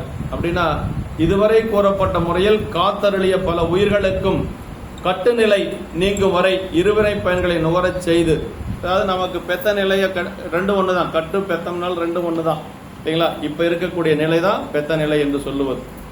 இப்போ என்ன செஞ்சுட்டு இருக்கிறோம், நம்ம இருவினை பயன்களை அனுபவித்துக் கொண்டிருக்கிறோம். நல்வினையின் பயனாக வந்த இன்பம், அதே மாதிரி தீவினையின் பயனாக வந்த துன்பம், ரெண்டையும் மாறி மாறி அனுபவிச்சுட்டு இருக்கிறோம். எனக்கு இன்பமே தாங்க வாழ்க்கையில, துன்பம் இல்லைன்னு யாராவது சொல்ல முடியுமா? இல்லை, நான் ரொம்ப ரொம்ப துன்பத்திலேயே தான் இருக்கிறேன், ஒரு நாள் கூட எனக்கு இன்பமே இல்லை அப்படின்னு யாரும் சொல்ல முடியாது. ஏதோ கொஞ்சமாவது அவங்களுக்கு ஒரு இன்பம் இருக்கணும் இல்லைங்களா. அப்படி சொன்னாக்க நம்ம ஒன்றும் பண்ணவும் முடியாது அவங்கள. இல்லை, ஏன் கேட்குறீங்க அப்படின்பாங்க. நல்லா இருக்கிற இன்பமே என்னாலும் துன்பம் இல்லைன்னு சொல்லி அப்பர் சாமியில் எங்க சொன்னார், சமணர்களுடைய அந்த இதுல இருக்கிற பொழுது சொன்னார், இன்பமே என்னாலும் துன்பம் இல்லைன்னு. நீங்க யாரை கேட்டு பாருங்க, அது ஏன் கேட்கறீங்க, வெளியில சொல்ல முடியல என்னால் அப்படின்பா. சாமி நல்லா வச்சிருக்காருங்க அப்படின்னு சொல்ல மாட்டான். இவன் செஞ்ச அக்கிரமத்துக்கு சாமி வச்சிருக்கிறதே பெருசா இருக்கும். ஆனா என்னமோ புண்ணியமே செஞ்ச மாதிரி சாமிக்கு இவன் மேல கோபமா என்னமோ பழி வாங்குற மாதிரி அவன் சொல்லுவான். ஆமா, இவன் செஞ்ச இதுக்கெல்லாம் கணக்கு போட்டா சாமி கொண்டு போய் பாதாளத்துல தள்ளி இருக்கணும். ஆனா நல்லா வச்சிருக்கிறாரு, நல்லா தான் வச்சிருக்கிறாரு இல்லையா, ஏன் கேட்கறீங்க அப்படின்பா. அது மாதிரி அப்படியெல்லாம் இல்லாம இருவினை ஒப்பனை என்ன அப்படின்னா, நமக்கு துன்பம் வருது அப்படின்னா இதுக்கு காரணம் நான் இல்லை, என்னுடைய வினை தான் காரணம், வேற யாரும் காரணம் இல்லை. பெருமானும் காரணம் இல்லை, என் கூட இருக்கிறவங்களும் காரணம் இல்லை. நமக்கு என்ன தகுதியோ அதுக்கு தகுந்த மாதிரி தானே சாமி கொடுத்துருப்பாரு. நல்ல மனைவியா ஒருத்தர் கிடைச்சிருக்கிறான்னா அவங்க செய்த வினை பயன் அவங்களுக்கு கிடைச்சிருக்கு. அது நம்ம தப்பு சொல்ல முடியாது. நமக்கு இப்படி ஒரு வாழ்க்கை கிடைச்சிருக்கு அப்படின்னு நாம செய்த வினை பயன் தான் அதுக்கு காரணமே ஒழிய வேற யாரும் அதுக்கு காரணம் கிடையாது. அதே மாதிரி நல்ல பிள்ளைகள் பிறந்திருக்கு, சொன்ன பேச்சு கேட்கிற குழந்தைங்க பிறந்திருக்குன்னா அது அவன் செஞ்ச புண்ணியங்க. அதுக்கு என்ன செய்ய முடியும், அவன் கோயில் பக்கமே போறதில்லை, ஆனா அவனுக்கு எல்லாமே நல்லதா அமைஞ்சிருக்குது அப்படின்னா அவன் டெபாசிட் இருக்குது எடுத்து செலவு பண்றான். நாம் ஒண்ணும் இல்லைன்னா கடன் வாங்கிட்டு தேவைப்படுறாங்க. என்ன பண்ண முடியும், போன பிறப்புல அதுக்கு எத்தனையோ முந்தைய பிறப்புல அவன் நல்லது செஞ்சிருக்கிறான், அவனுக்கு எல்லாமே நல்லதா அமையுது. நம்ம எல்லாமே மைனஸில் இருந்தோம்னா மைனஸ்லேயே தான் போதும் இல்லைங்களா. அப்படி இல்லை, நம்ம செஞ்சதுக்கு தகுந்த மாதிரி சாமி கொடுத்துருக்காரு.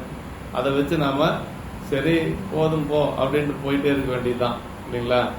எத்தனையோ பேர் அதை விட கஷ்டத்தில் இருக்கிறாங்க, அதை விட நம்ம நல்லா இருக்கிறோமே அப்படின்னு நினைச்சுக்க வேண்டியதுதான் இல்லைங்களா? அதை என்ன சொல்றதுன்னா, வெந்தண்ணிக்குள்ள குளிர்தண்ணி ஊத்துன மாதிரின்னு சொல்லுவாங்க. அது மாதிரி தான் எல்லாத்துக்கும். இப்ப எல்லாத்துக்கும் கஷ்டம் இருக்கு, எல்லாத்துக்கும் இன்பம் இருக்கு. எதுவுமே இல்லை அப்படின்னு யாருமே சொல்ல முடியாதுங்க. எனக்கு கஷ்டமே கஷ்டம்னு சொல்ல முடியாது, நான் ரொம்ப ரொம்ப மகிழ்ச்சியா இருக்கிறேன் அப்படின்னு யாரும் சொல்ல முடியாது. இருந்தாலும் கொஞ்சம் பெரியவங்க எப்படின்னா அதெல்லாம் சாதாரணமா எடுத்துக்குவோம். அப்பர் சாமிகள் மாதிரி இன்பமே என்னாலும் துன்பம் இல்லை அப்படின்னு சொன்னாங்க. அது அந்த நிலை வரணும் நமக்கு. அதான் சொல்றாரு இதுல, பல்லுயிர்க்கும் இன்வகையால் இருவினைக்கண் நின்றறுத்து இதுவரை கூறப்பட்ட முறையில் காத்தருளிய பல உயிர்களுக்கும் கட்டுநிலை நீங்கும் வரை இருவினை பண்களை நுகரச் செய்து முன்னை முதல் என்ன முதல் இல்லோன்னர் தனக்கு மேல் ஒருவன் இல்லாத எல்லா உலகிற்கும் முதல்வனாக இறைவனர். எல்லா உலகக்கும் இறைவன் முதல்வனாக இறைவன், தனக்கு மேல் ஒருவன் இல்லாதவன் பெருமான். முன்னவன் அப்படின்னா அதான், முன்னவனே முன்னின்றால் முடியாத பொருள் ஒருவன். முன்னோர் மேலோர்க்கும் மேலோர்க்கும் மேலோய் போற்றினார் இல்லையா? எல்லாத்துக்கும் மேலாக இருக்கக்கூடிய பரம்பொருள் ஒண்ணுதான், அவனுக்கு மேல ஒருத்தரும் கிடையாதுங்க. உயிர்களை ஈடேற்றும் இறைவனைக்கு இருப்பிடமான மாயா உலகங்கள் மாறி மாறி வருகின்ற முறையில் அப்படின்னாரு. ஆமா, அப்படி செல்காலம் ஐந்தொலை நிகழ்த்தும் காலத்தில் என்று சொல்லி அத்தகைய உயிர் பின்பு நரகத்திற்கு செல்லாமல் நல்ல நெறி எய்துவோர் காலம் தன் அன்பரை கண்டுனர். அப்படின்னா முக்திக்கு செல்லும் நிலை உண்டாகும் காலத்தில் மெய்யடியாரை கண்டபோது. எப்ப மெய்யடியாரை பார்க்க முடியும்னா, ஒரு ஆன்மா முக்திக்கு போற காலம் வந்துருச்சுன்னா மெய்யடியார்கள் நிறைய வந்து நமக்கு சேருவாங்களாம். அப்போ அடியார்களோட இருக்கின்ற காலம் தான் முக்திக்கு செல்லக்கூடிய காலம் அப்படின்னு சொல்றாரு. பாருங்க, அன்பரை கண்டு அப்படின்னா நல்நெறி எய்துவதோர் காலம் தான் அன்பரை கண்டு அப்படின்னா ரொம்ப அருமையான இடம். முக்திக்கு செல்லும் நிலை உண்டாகும் காலத்தில் மெய்யடியாரை கண்டபோது இன்புறுதல் உய்யும் நெறி சிறிதை உண்டாகும். முதல்வனாகிய தன்னையே கண்டது போல் அவ்வுயிர் இன்புற்று அம்மெய்யடியார் ஏவின பணிகளை மகிழ்வுடன் ஏற்று செய்யுமாறு சிறிதளவு நல்லறிவை உண்டாக்கினர். அப்படி சாமியை பார்த்து அந்த ஒரு அடியாரை பார்த்த உடனே அந்த ஆன்மா எப்படி இருக்குமா, இறைவனையே நேரில் கண்ட போல இருக்குமா. சாத்திரம் சொல்லுது பாருங்க, அது சித்தியார் சொல்ற மாதிரி, ஆசையோடும் அரணடியார் அடியாரை அடைந்திட்டு அவர்கருமும் முன்கருமமாக செய்து கூசி மொழிந்த அருஞான குறியில் நின்று கும்பிட்டு தட்டமிட்டு கூத்தாடி திரியனர். அதே மாதிரி பத்தராய் பணிவார் புராணத்துல சொல்லுது பாருங்க, ரெண்டும் ஒரே மாதிரி இருக்கும். சாத்திரமும் பெரிய புராணம் ஒரே மாதிரி இருக்கு, பன்னெண்டாம் சூத்திரமும் பெரிய புராணம் ஒரே மாதிரி இருக்கு. பத்தராய் பணிவார் புராணத்துல பாரு, ஈசற்கே அன்பானார் யாவரையும் தாம் கண்டார். ஈசற்கே அன்பானார் யாவரையும் தாம் கண்டால் கூசி மிக புதுகுதுத்து கொண்டாடி மகிழ்வுற்று ஆசையினால் ஆவின் பின் கன்றணைந்தார் போல் அணிந்தனர். பேசுவன பணிந்த போல இனியனவே பேசாம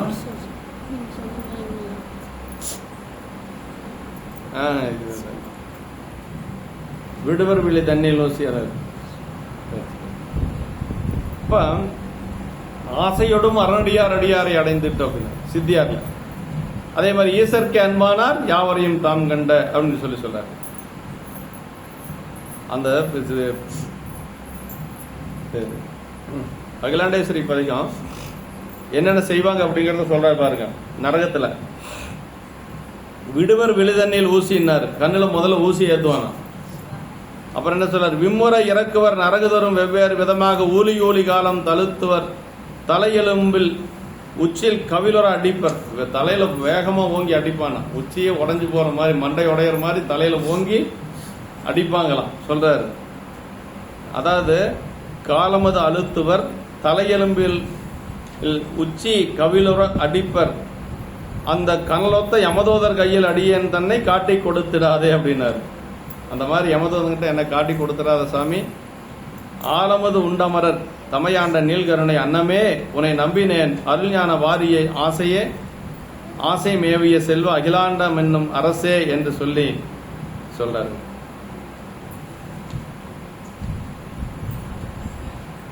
அகிலாண்டேஸ்வரி திருப்பதிகத்தில் சொல்றாரு.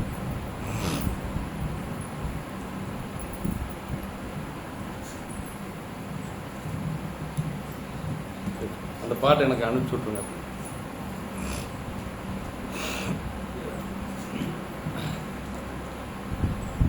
இன்புறுதல் உய்யும் நெறி சிறிதையை உண்டாக்கி அப்படின்னா, ஆமா, முதல்வனாகி தன்னையே கண்டது போல் அந்த உயிர் என்ன எப்படி இருக்குமா, பக்குவமான உயிர் அடியார கண்டா இறைவனையே நேரில் கண்டது போல மகிழ்ச்சியோடு இருக்கும் அப்படிங்கிறார்.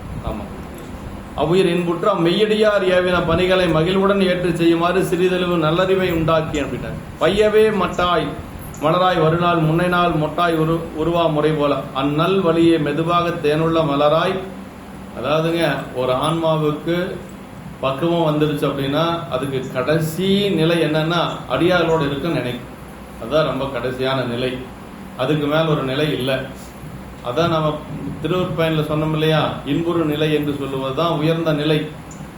திருவருட்பயன் அப்படிங்கிறது 2 அதிகரணம் தான். திருவருள் என்று சொல்லுவது அருளது நிலை 4வது அதிகரணம். திருவருள் பயன் என்று சொல்லுவது என்னன்னா இன்புறு நிலை. திருவருளுடைய பயன் என்ன? இன்பம். அந்த 2 அதிகரணம் தான் முக்கியங்க. அந்த 2 அதிகரணத்துல இன்பம் வந்தாச்சு அப்படின்னா அந்த ஆன்மாவுக்கு மறுபடியும் அந்த இன்பம் மீண்டும் வெளியில போகாம இருக்கணும்னா செய்யக்கூடிய 2 வேலை என்னன்னா அஞ்செழுத்தும் அதே மாதிரி அடியாரோடு இருக்கிறது தான், அணைந்தோர் தன்மை தான். அதான் இதுலயும் சொல்லப்பட்டிருக்கு. அப்படி மெய்யறிவு உண்டான போது, நல்லறிவு உண்டான போது அந்த ஆன்மா என்ன செய்யுமா? முதல்வனை தன்னையே கண்டது போல என்ன? ஆமா, இறைவனையே கண்டது போல அந்த ஆன்மா அடியார கண்டா அப்படி உருகி நிற்கும் அப்படின்னு சொல்றார். அண்ணல் வழியை மெதுவாக தேனுள்ள மலராய் அம்மலர் மலரும் நாளைக்கு முன்னாளில் அரும்பாக வடிவு கொண்டுள்ள முறையை போல கிட்டியதோ நல்ல பிறப்பில் பிறப்பித்து திருவருளை அடைதற்குரிய நல்ல பிறப்பில் பிறக்க செய்து. ரொம்ப முக்கியங்க. பிறப்பு அப்படின்னாலும் ஏன்னா நல்ல பிறப்புல பிறக்க செய்யணும். திருவருளை அறியக்கூடிய பிறப்பா இருக்கணும் இல்லைங்களா?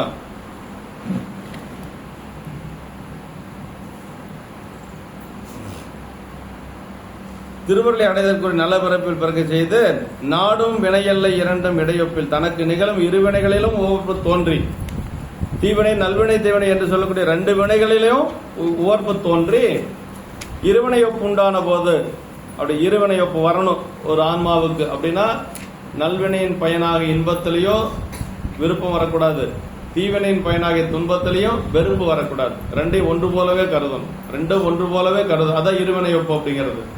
நம்ம இருவினையொப்பு அப்படின்னா இப்போ ஒரு நம்ம கணக்கு எப்படி, உலகியல் கணக்கு 10 நல்லது செஞ்சு 10 தீயது செஞ்சோம்னா 2 பேலன்ஸ். இதுக்கு அது ஈக்குவலா போச்சு. இன்னைக்கு ஒரு பாவம் செஞ்சிட்டோம்னு வைங்கள, நாளைக்கு ஒரு புண்ணியம் செஞ்சு அதை சரி பண்ணிடுறது. அப்படியெல்லாம் கிடையாதுங்க சைவத்துல. அந்த பாவம் செஞ்சா பாவத்தினுடைய பயனை அனுபவிச்சாகணும், புண்ணியம் செஞ்சா புண்ணியத்தினுடைய பயனை அனுபவிச்சாகணும்.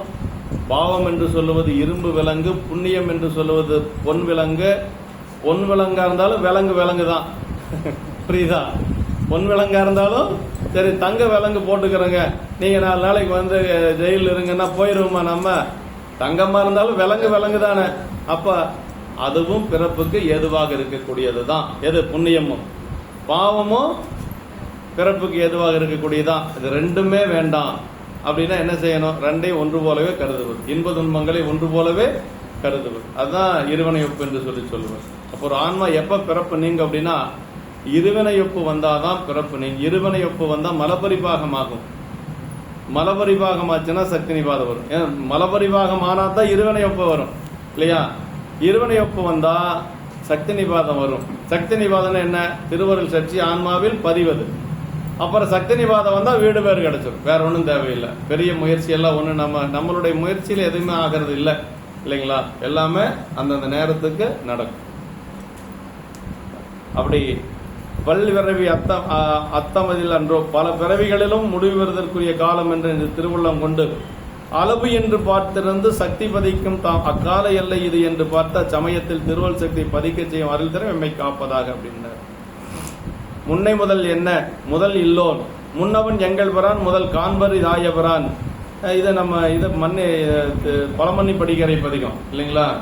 ஆமா, மன்னிய எங்கள் பெறான் முன்னவன் எங்கள் பெறான் முதல் காண்பரி தாயபரான் சென்னியில் எங்கள் பெறான் திருநீலமிடற்றெம்பெருமான் மன்னிய எங்கள் பெறான் மறை 4ம் கல்லால் நிலத்தில் பன்னிய எங்கள் பெறான் பழமண்ணி படிக்கரை அப்படின்னா இல்லைங்களா?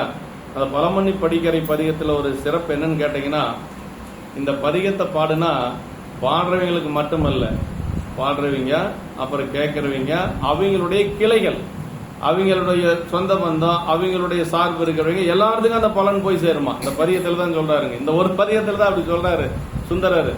பல்லுயிர் வாழும் தென்னீர் பழமண்ணி படிக்கரையை அல்லியன் தாமரைத்தார் ஆரூரன் உரைத்த தமிழ் சொல்லுதல் கேட்டல் வல்லார் அவர்க்கும் தமர்க்கும் கிளைக்கும் எல்லியும் நண்பகலும் இடர் கூறுதல் இல்லை என்றனர். சொல்லுதல் கேட்டல் வல்லார் அவர்க்கும் கிளைக்கும் அப்படின்னார். இப்ப நமக்கு பாரம்பரியத்துல எங்கேயாவது ஒருத்தர் இருக்கிறாங்க, அமெரிக்காவில் இருக்காங்க, லண்டன்ல இருக்கிறாங்க, அவங்க எல்லாம் அதை பாடிட்டு இருக்க முடியாது, படிக்கவும் தெரியாது, பாடவும் தெரியாதுன்னு வச்சுக்கோங்களேன்.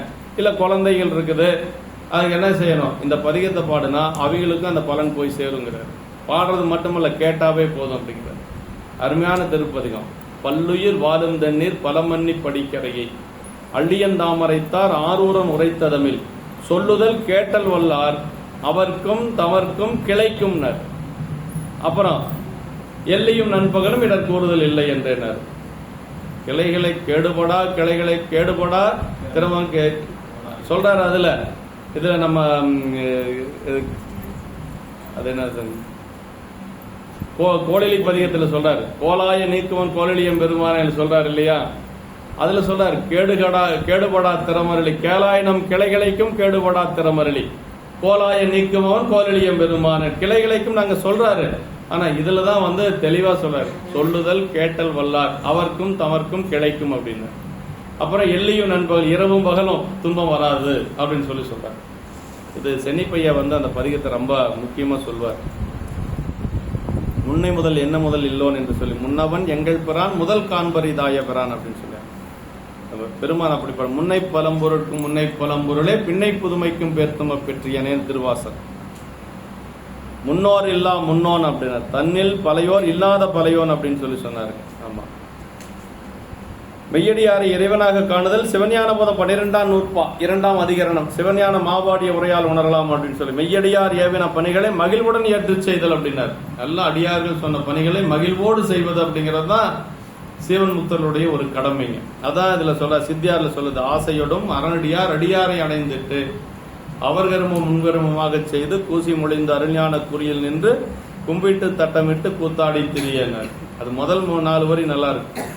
அரணுக்கு அன்பில்லார் அடியவர் கண்பில்லார் எவ்வுயிர்க்கும் அன்பில்லார் தமக்கும் அன்பில்லார் அறிவில்லா பிணங்களோடு இணங்கிற்றியன். அதற்கு பிறகுதான் இதெல்லாம் வருங்க. ஆமா, அந்த அடியார் மேல அன்பில்லாதவங்க என்ன சொல்லாருன்னா, அல்லன் சிவாச்சாரியார் அறிவில்லா பிணங்கள் அப்படின்னாரு, அவங்களோட சேராத அப்படிங்கிறார். அறிவில்லா பிணங்களோடு இணங்கிற்றியன் விடுனி அப்படின்னாரு. அப்புறம் தான் இந்த 4 வரி வருது, ஆசையோடும் அரணடியார் அடியாரை அடைந்துட்டு அப்படின்னு சொல்லி. அது சிவகணியா உரையில சொல்றாரு. சில இடங்கள்ல ஒருத்தருக்கு அடியார் மேல அன்பு இல்லைன்னா சிவபெருமான் மேல அன்பு இருக்காது அப்படிங்கிறது அறுதிட்டு சொல்றாரு. ஒருத்தர் சிவபெருமான் மேல எவ்வளவு அன்பு வச்சிருக்கிறார் அப்படிங்கிறதுக்கு அளவு என்னன்னா அடியார்கள் மேல வச்சிருக்கக்கூடிய அன்பு தான் அதனுடைய அளவுகோல் அப்படிங்கிறார். இப்ப நான் சிவபெருமான் மேல எவ்வளவு அன்பு வச்சிருக்கேன்னு யாருக்கும் தெரியாது, அது எனக்கும் அவருக்கு மட்டும்தான் தெரியும். ஆனா அடியார்கள் மேல எந்த லட்சணத்தில் நான் பழகிட்டு இருக்கேன்னு உங்களுக்கு எல்லாத்துக்கும் தெரியும் இல்லையா. அப்ப அடியார் மேல அன்பு இல்லைன்னா என்ன, பெருமான் மேல அன்பு இல்லை, நடிப்பு தான், வேற ஒன்றும் இல்லை. உண்மையிலேயே சொல்றாருங்க. பல அந்த இடத்த அடிக்கடி சொல்வார். சிவகணிய உரையில வரும், அரணுக்கு அன்பில்லார் அடியவர் கண்பில்லார் எவ்வுயிர்க்கும் அன்பில்லார் தமக்கும் அன்பில்லார் அப்படின்பார். ஒருத்தருக்கு சிவபெருமான் மேல அன்பு இருக்குதுன்னா கண்டிப்பா அடியார் மேல அன்பு இருக்கும், அடியார் மேல அன்பு இருக்குன்னா சிவபெருமான் மேல அன்பு இருக்கும். ஒருத்தர் திருமணம் ஆன ஒருத்தர் மனைவி எப்படி வச்சிருக்கிறார் அப்படின்னு தெரிஞ்சுக்கணும்னா மனைவியினுடைய சொந்த பந்தத்துக்கள் எல்லாம் எப்படி பழகிறாரோ அதான் மனைவி வச்சிருக்கிறதுக்கு அடையாளம். மனைவியோட சொந்தக்காரர்கள் நல்லா பழகினான்னா அவன் மனைவியை நல்லா வச்சிருக்கான்னு அர்த்தம். மனைவியினுடைய சொந்தக்காரர்கள் சண்டையை போட்டு இருந்தாங்கன்னு வச்சுங்களேன், அப்ப அவங்க மனைவியிட்டையும் அந்த மாதிரி தான் இருப்பாங்கன்னு சொல்லுவாங்க வெளியில. அப்படி ஒரு உலகியல் இல்லையா. மாப்பிள்ளை எப்படிங்க அப்படின்னா, மாப்பிள்ளை பிள்ளைகிட்ட எப்படியா அப்படிதான் அங்கேயும் இருப்பாரு, பிள்ளைகிட்ட நல்லா இருந்தா அங்கேயும் நல்லா இருப்பாரு.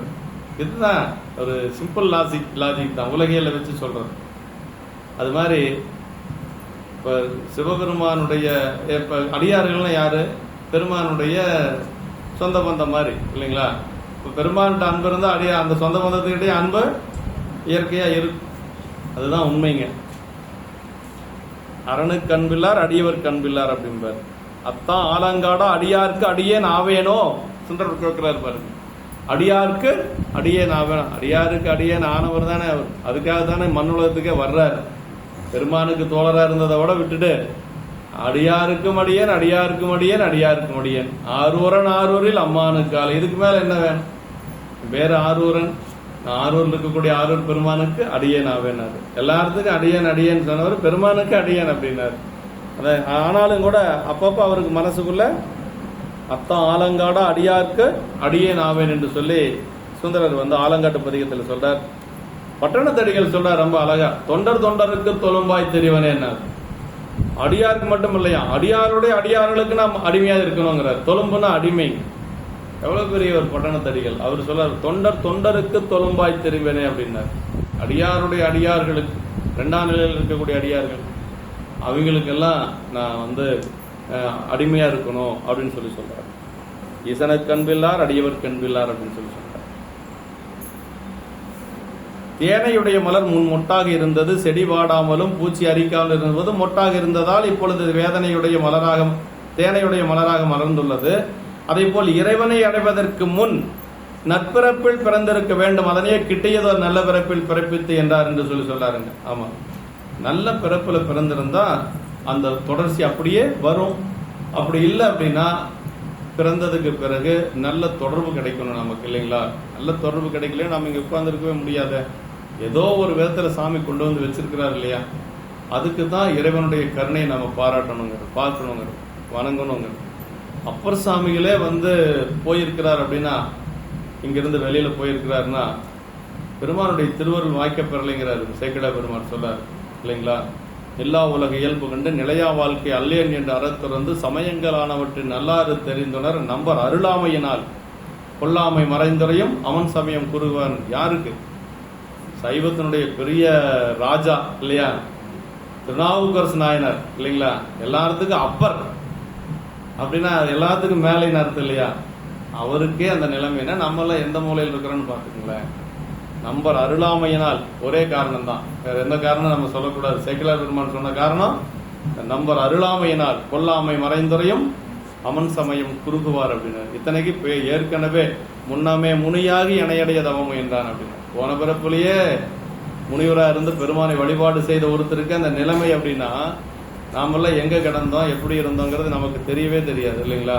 அதுதான் நம்ம நினைச்சு பார்க்கணும். சாமியை எப்படியோ யாராவது ஒருத்தர் மூலமா நமக்கு இந்த வாய்ப்பு கிடைச்சது பாருங்க, அதுதான் இறைவன் செய்த ஒரு பெரும் கருணை நமக்கு. எத்தனை பேர் இப்ப நம்ம இதுக்கு வந்துடுறாங்க சொல்லுங்க. நம்ம லட்சக்கணக்கான பேர் இருக்கக்கூடிய ஒரு உலகத்துல, இந்த ஊர்ல அதுல ஒரு 10-100 பேர் தானே வர்றாங்க. அப்படின்னா ஏதோ ஒரு புண்ணியம் இருக்கணும் இல்லையா? இல்லைன்னா வர முடியாது, கண்டிப்பா வர முடியாது. அதுவும் வர்றவங்க எல்லாரும் நிலைச்சிருக்கிறாங்கன்னா இல்ல, கொஞ்ச நாளைக்கு இருக்கிறாங்க போயிடுறாங்க. நிரந்தரமா நான் அடியார் பெருமானுக்கு தொண்டு செய்வேன், என்னுடைய வாழ்நாள் முழுக்க நான் தொண்டு செய்வேன்னு இருக்கிறவங்க எத்தனை பேர்? ரொம்ப ரொம்ப குறைவா தான் இருக்கிறாங்க. அதுதான் பெருமானுடைய திருவருள் நமக்கு வந்து முழுமையா நமக்கு வந்து துணை நிற்குது அப்படின்னு சொல்லி அர்த்தங்க. இல்லைன்னா நம்ம செய்ய முடியுமா அப்படின்னா முடியாது. முனைப்போட செய்யக்கூடியவங்களை பாருங்க, நீண்ட காலம் இருக்க மாட்டாங்க இந்த நெறியில, போயிடுவாங்க சீக்கிரமா. தன்முனைப்போடு செய்யறவங்க நீண்ட காலம் இருக்க மாட்டாங்க. எத்தனையோ பெரியவங்க வர்றாங்க போறாங்க, அதை செய்யறாங்க இதை செய்யறாங்க, ஆகா போகம்பாங்க, கடைசி இருக்கிற இடம் தெரியாது போயிடுவாங்க. அப்படின்னா என்ன அர்த்தம்? பெருமானுடைய திருவருளை நம்புறது இல்லை, தன்னுடைய தன்முனைப்பு அங்க மேல வந்துடுது. யார் ஒருத்தருக்கு அந்த தன்முனைப்பு மேல வந்துருதோ சாமி கொஞ்ச நாள்லயே தூக்கிடுவார், அமுத்திடுவார். அவ்வளவுதான், மேல வர முடியாது. அதுதான் இறைவனுடைய திருவருங்கிறது. அதானுங்க. நரர் வயல் தேயன் தன்னில் நான்மறை வயலா நாட்டில் விரவுதல் ஒளிந்து தோன்றல் மிக்க புண்ணியத்தான் ஆகும்னர். என்ன சொல்றாரு சிவஞான சித்தியாரு? நரர் வயல் தேயந்தனில் நான்மறை வயலா, வேதங்கள் இல்லாத நாட்டுல, அதே மாதிரி நரர் வயல் தேயந்தனில்னாரு, அதாவது நரகத்தை விட மோசமான ஒரு ஆட்சி நடக்கக்கூடிய ஒரு தேசத்துல விரவுதல் ஒளிந்து தோன்றல் மிக்க புண்ணியம் என்று சொல்லி அங்கெல்லாம் பிறக்காம நல்ல ஒரு புண்ணியமான ஒரு இடத்துல பிறப்பதான் நமக்கு புண்ணியம்.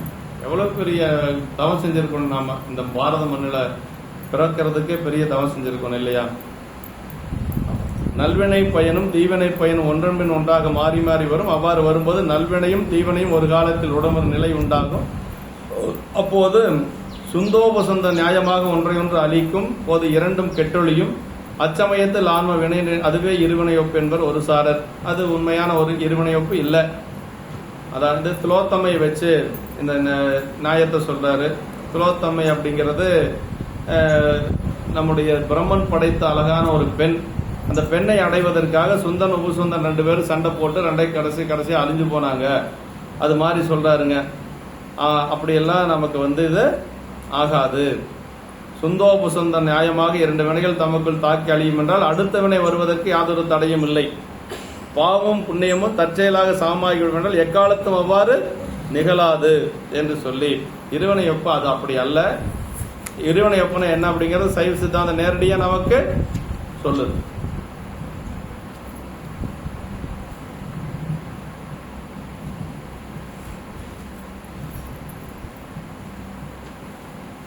நல்வினை பயனாகிய இன்பத்தில் விருப்பமும் தீவினை பயனாகிய துன்பத்தில் வெறுப்பும் உண்டாகும். அத்தகைய உணர்வு வேறுபாடு எதுவும் இல்லாமல் இரண்டையும் ஒன்று போலவே கருதி அவற்றை பற்று கொள்ளாதிருத்தல் இருவினை ஒப்பு அப்படின்னாருங்க.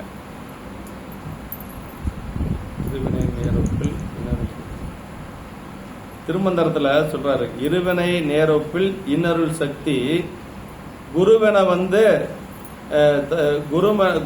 வந்து குணமலம் நீக்கி தருமரும் ஞானத்தால் தன் செயலற்றால் திரிமலம் தேர்ந்து சிவனவனாமே அப்படின்னார். திருமந்திரம் சொல்லுதுங்க. அதாவது இருவினை நேரொப்பில் இன்னருள் சக்தி குருவென வந்துனார். குருநாதர் எப்ப வருவார்னா இருவினை எப்ப வந்தா தான் குருநாதர் வருவார். இது திருமந்திரம் சொல்லுது. இருவினை நேரொப்பில் இருவினை எப்ப வந்தாச்சுன்னா இருவினை நேரொப்பில் இன்னருள் சக்தி குருவென வந்துனார். அருள் சக்தி எப்படி வருமா? குருநாதர வரும். குருவென வந்து தருமெனும் ஞானத்தால் தன் செயலற்றால் திரிமலம் தேர்ந்து சிவனவனாமே அப்படின்னாரு.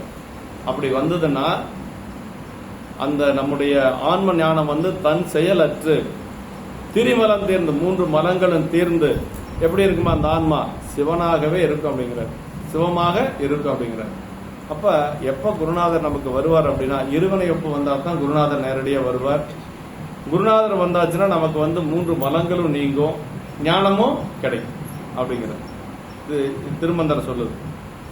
இருவினை நேரொப்பில் இன்னருள் சக்தி குருவென வந்து குணமலம் நீக்கி தருமனம் ஞானத்தால் தன் செயலற்றால் திரிமலம் தீர்ந்து சிவனவனாமே என்று சொல்லி சொல்ற. நீடும் இருவினையும் நேராக நேராதல் கூடும் இறைசக்தி கொலல் என்று சொல்லி நமக்கு திருவொற்பயன்ல சொல்லுது. திருவொற்சக்தி ஆன்மாவில் பதிக்கும் தகுதி சக்தி நிபாதம் என அழைக்கப்பெறும். இருவினை ஒப்பு நடந்ததும் சக்தி நிபாதம் நிகழும் என்று சொல்லி சொல்லப்படுகிறது. சக்தி நிவாதம் என்று சொல்லுகிறது சக்தி நீது வீழ்ச்சி என்றவாறு என்று சொல்லி ஆன்மாக்களுக்கு இறைவன் அருள் செய்யும் முறை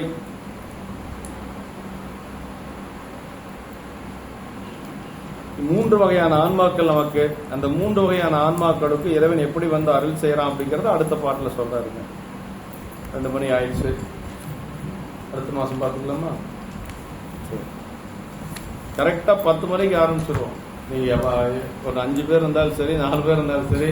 ஏன்னா நம்ம ஒரு நேரம் தான் வைக்கிறோம் இல்லையா? 2 நேரம் வைக்கணும். ஆனா நம்ம ஒரு நேரத்துல 4 மணி நேரம் தொடர்ந்து நம்ம செய்யறதுனால எல்லாம் கணக்கு பார்த்தா சரியா போயிடும். ஆரம்பிக்கிறது 11 மணிக்கு ஆரம்பிப்பாங்க. அப்புறம் 1 மணிக்கு சாப்பாட்டுக்கு விட்டுறாங்க 3 மணி நேரம். அப்புறம் மீண்டும் வந்து அதுலேயே டீ டைம் எல்லாம் இருக்கும். அப்புறம் மறுபடியும் 2 மணிக்கு 2:30 மணிக்கு ஆரம்பிச்சு 4 மணி வரைக்கும் நடக்கும். 1.5 மணி நேரம் நடக்கும். ஒரு அரை மணி நேரம் தான் நம்மளுக்கு குறைவா இருக்கும் வழியா போதும். ஒரு நேரம் கேட்டாவே சாப்பிட்டு உட்கார்ந்தோம்னு வச்சுக்கங்களேன் ஒரு மயக்க நிலையில தான் இருக்கும். அதனால சாப்பாட்டுக்கு முன்னாடி நம்ம வகுப்பை நிறைவு செஞ்சுக்கிறோம். அதெல்லாம் நேரமே வந்துடுங்க காலையில. அடுத்த வகுப்புல நம்ம நூலை முடிச்சுட்டு அடுத்த நூல் என்ன நெஞ்சு விடுத்துவது. அடுத்த நெஞ்சு விடுத்துவதுக்கு போயிடலாம். இப்போ ஓரளவுக்கு 3/4 வந்துட்டோம். அதனால நெஞ்சு விடுத்துவதுக்கு போயிடலாம் அடுத்தது. ஆமா, போற்றி பகரோட ரொம்ப நுட்பமான நூல். பிறப்பு, இறைவனுடைய திருவருள் இதெல்லாமே நமக்கு இதுல வந்துருதுங்க. என்றும் இன்பம் பெருகும் இயல்பினால் ஒன்று காதலை துள்ளமும் ஓங்கிட மண்ணுளார் அடியார் அவர் வான்புகழ் என்றதெங்கும் நிலவி உலகலாம். வாழ்கந்தனர் வானவரானினும் வீழ்கதன் போனல் வேந்தனம் ஓங்குக ஆழ்க தீயதெல்லாம் மரன் நாமமே சொல்க வையகமும் துயர் தீர்க்கவே. வான்முகில் வளாது பெய்க மலிவலம் சுரக்க மன்னன் கோன்முறை அரசு செய்க குறைவிலாது உயிர்கள் வாழ்க நான்மறை அரங்கல் ஓங்க நற்றவம் வெள்ளி மல்க. மேன்மைகள் சைவநீதி விளங்குக உலகமெல்லாம். மேன்மைகள் சைவநீதி விளங்குக உலகமெல்லாம். மேன்மைகள் சைவநீதி விளங்குக உலகம்.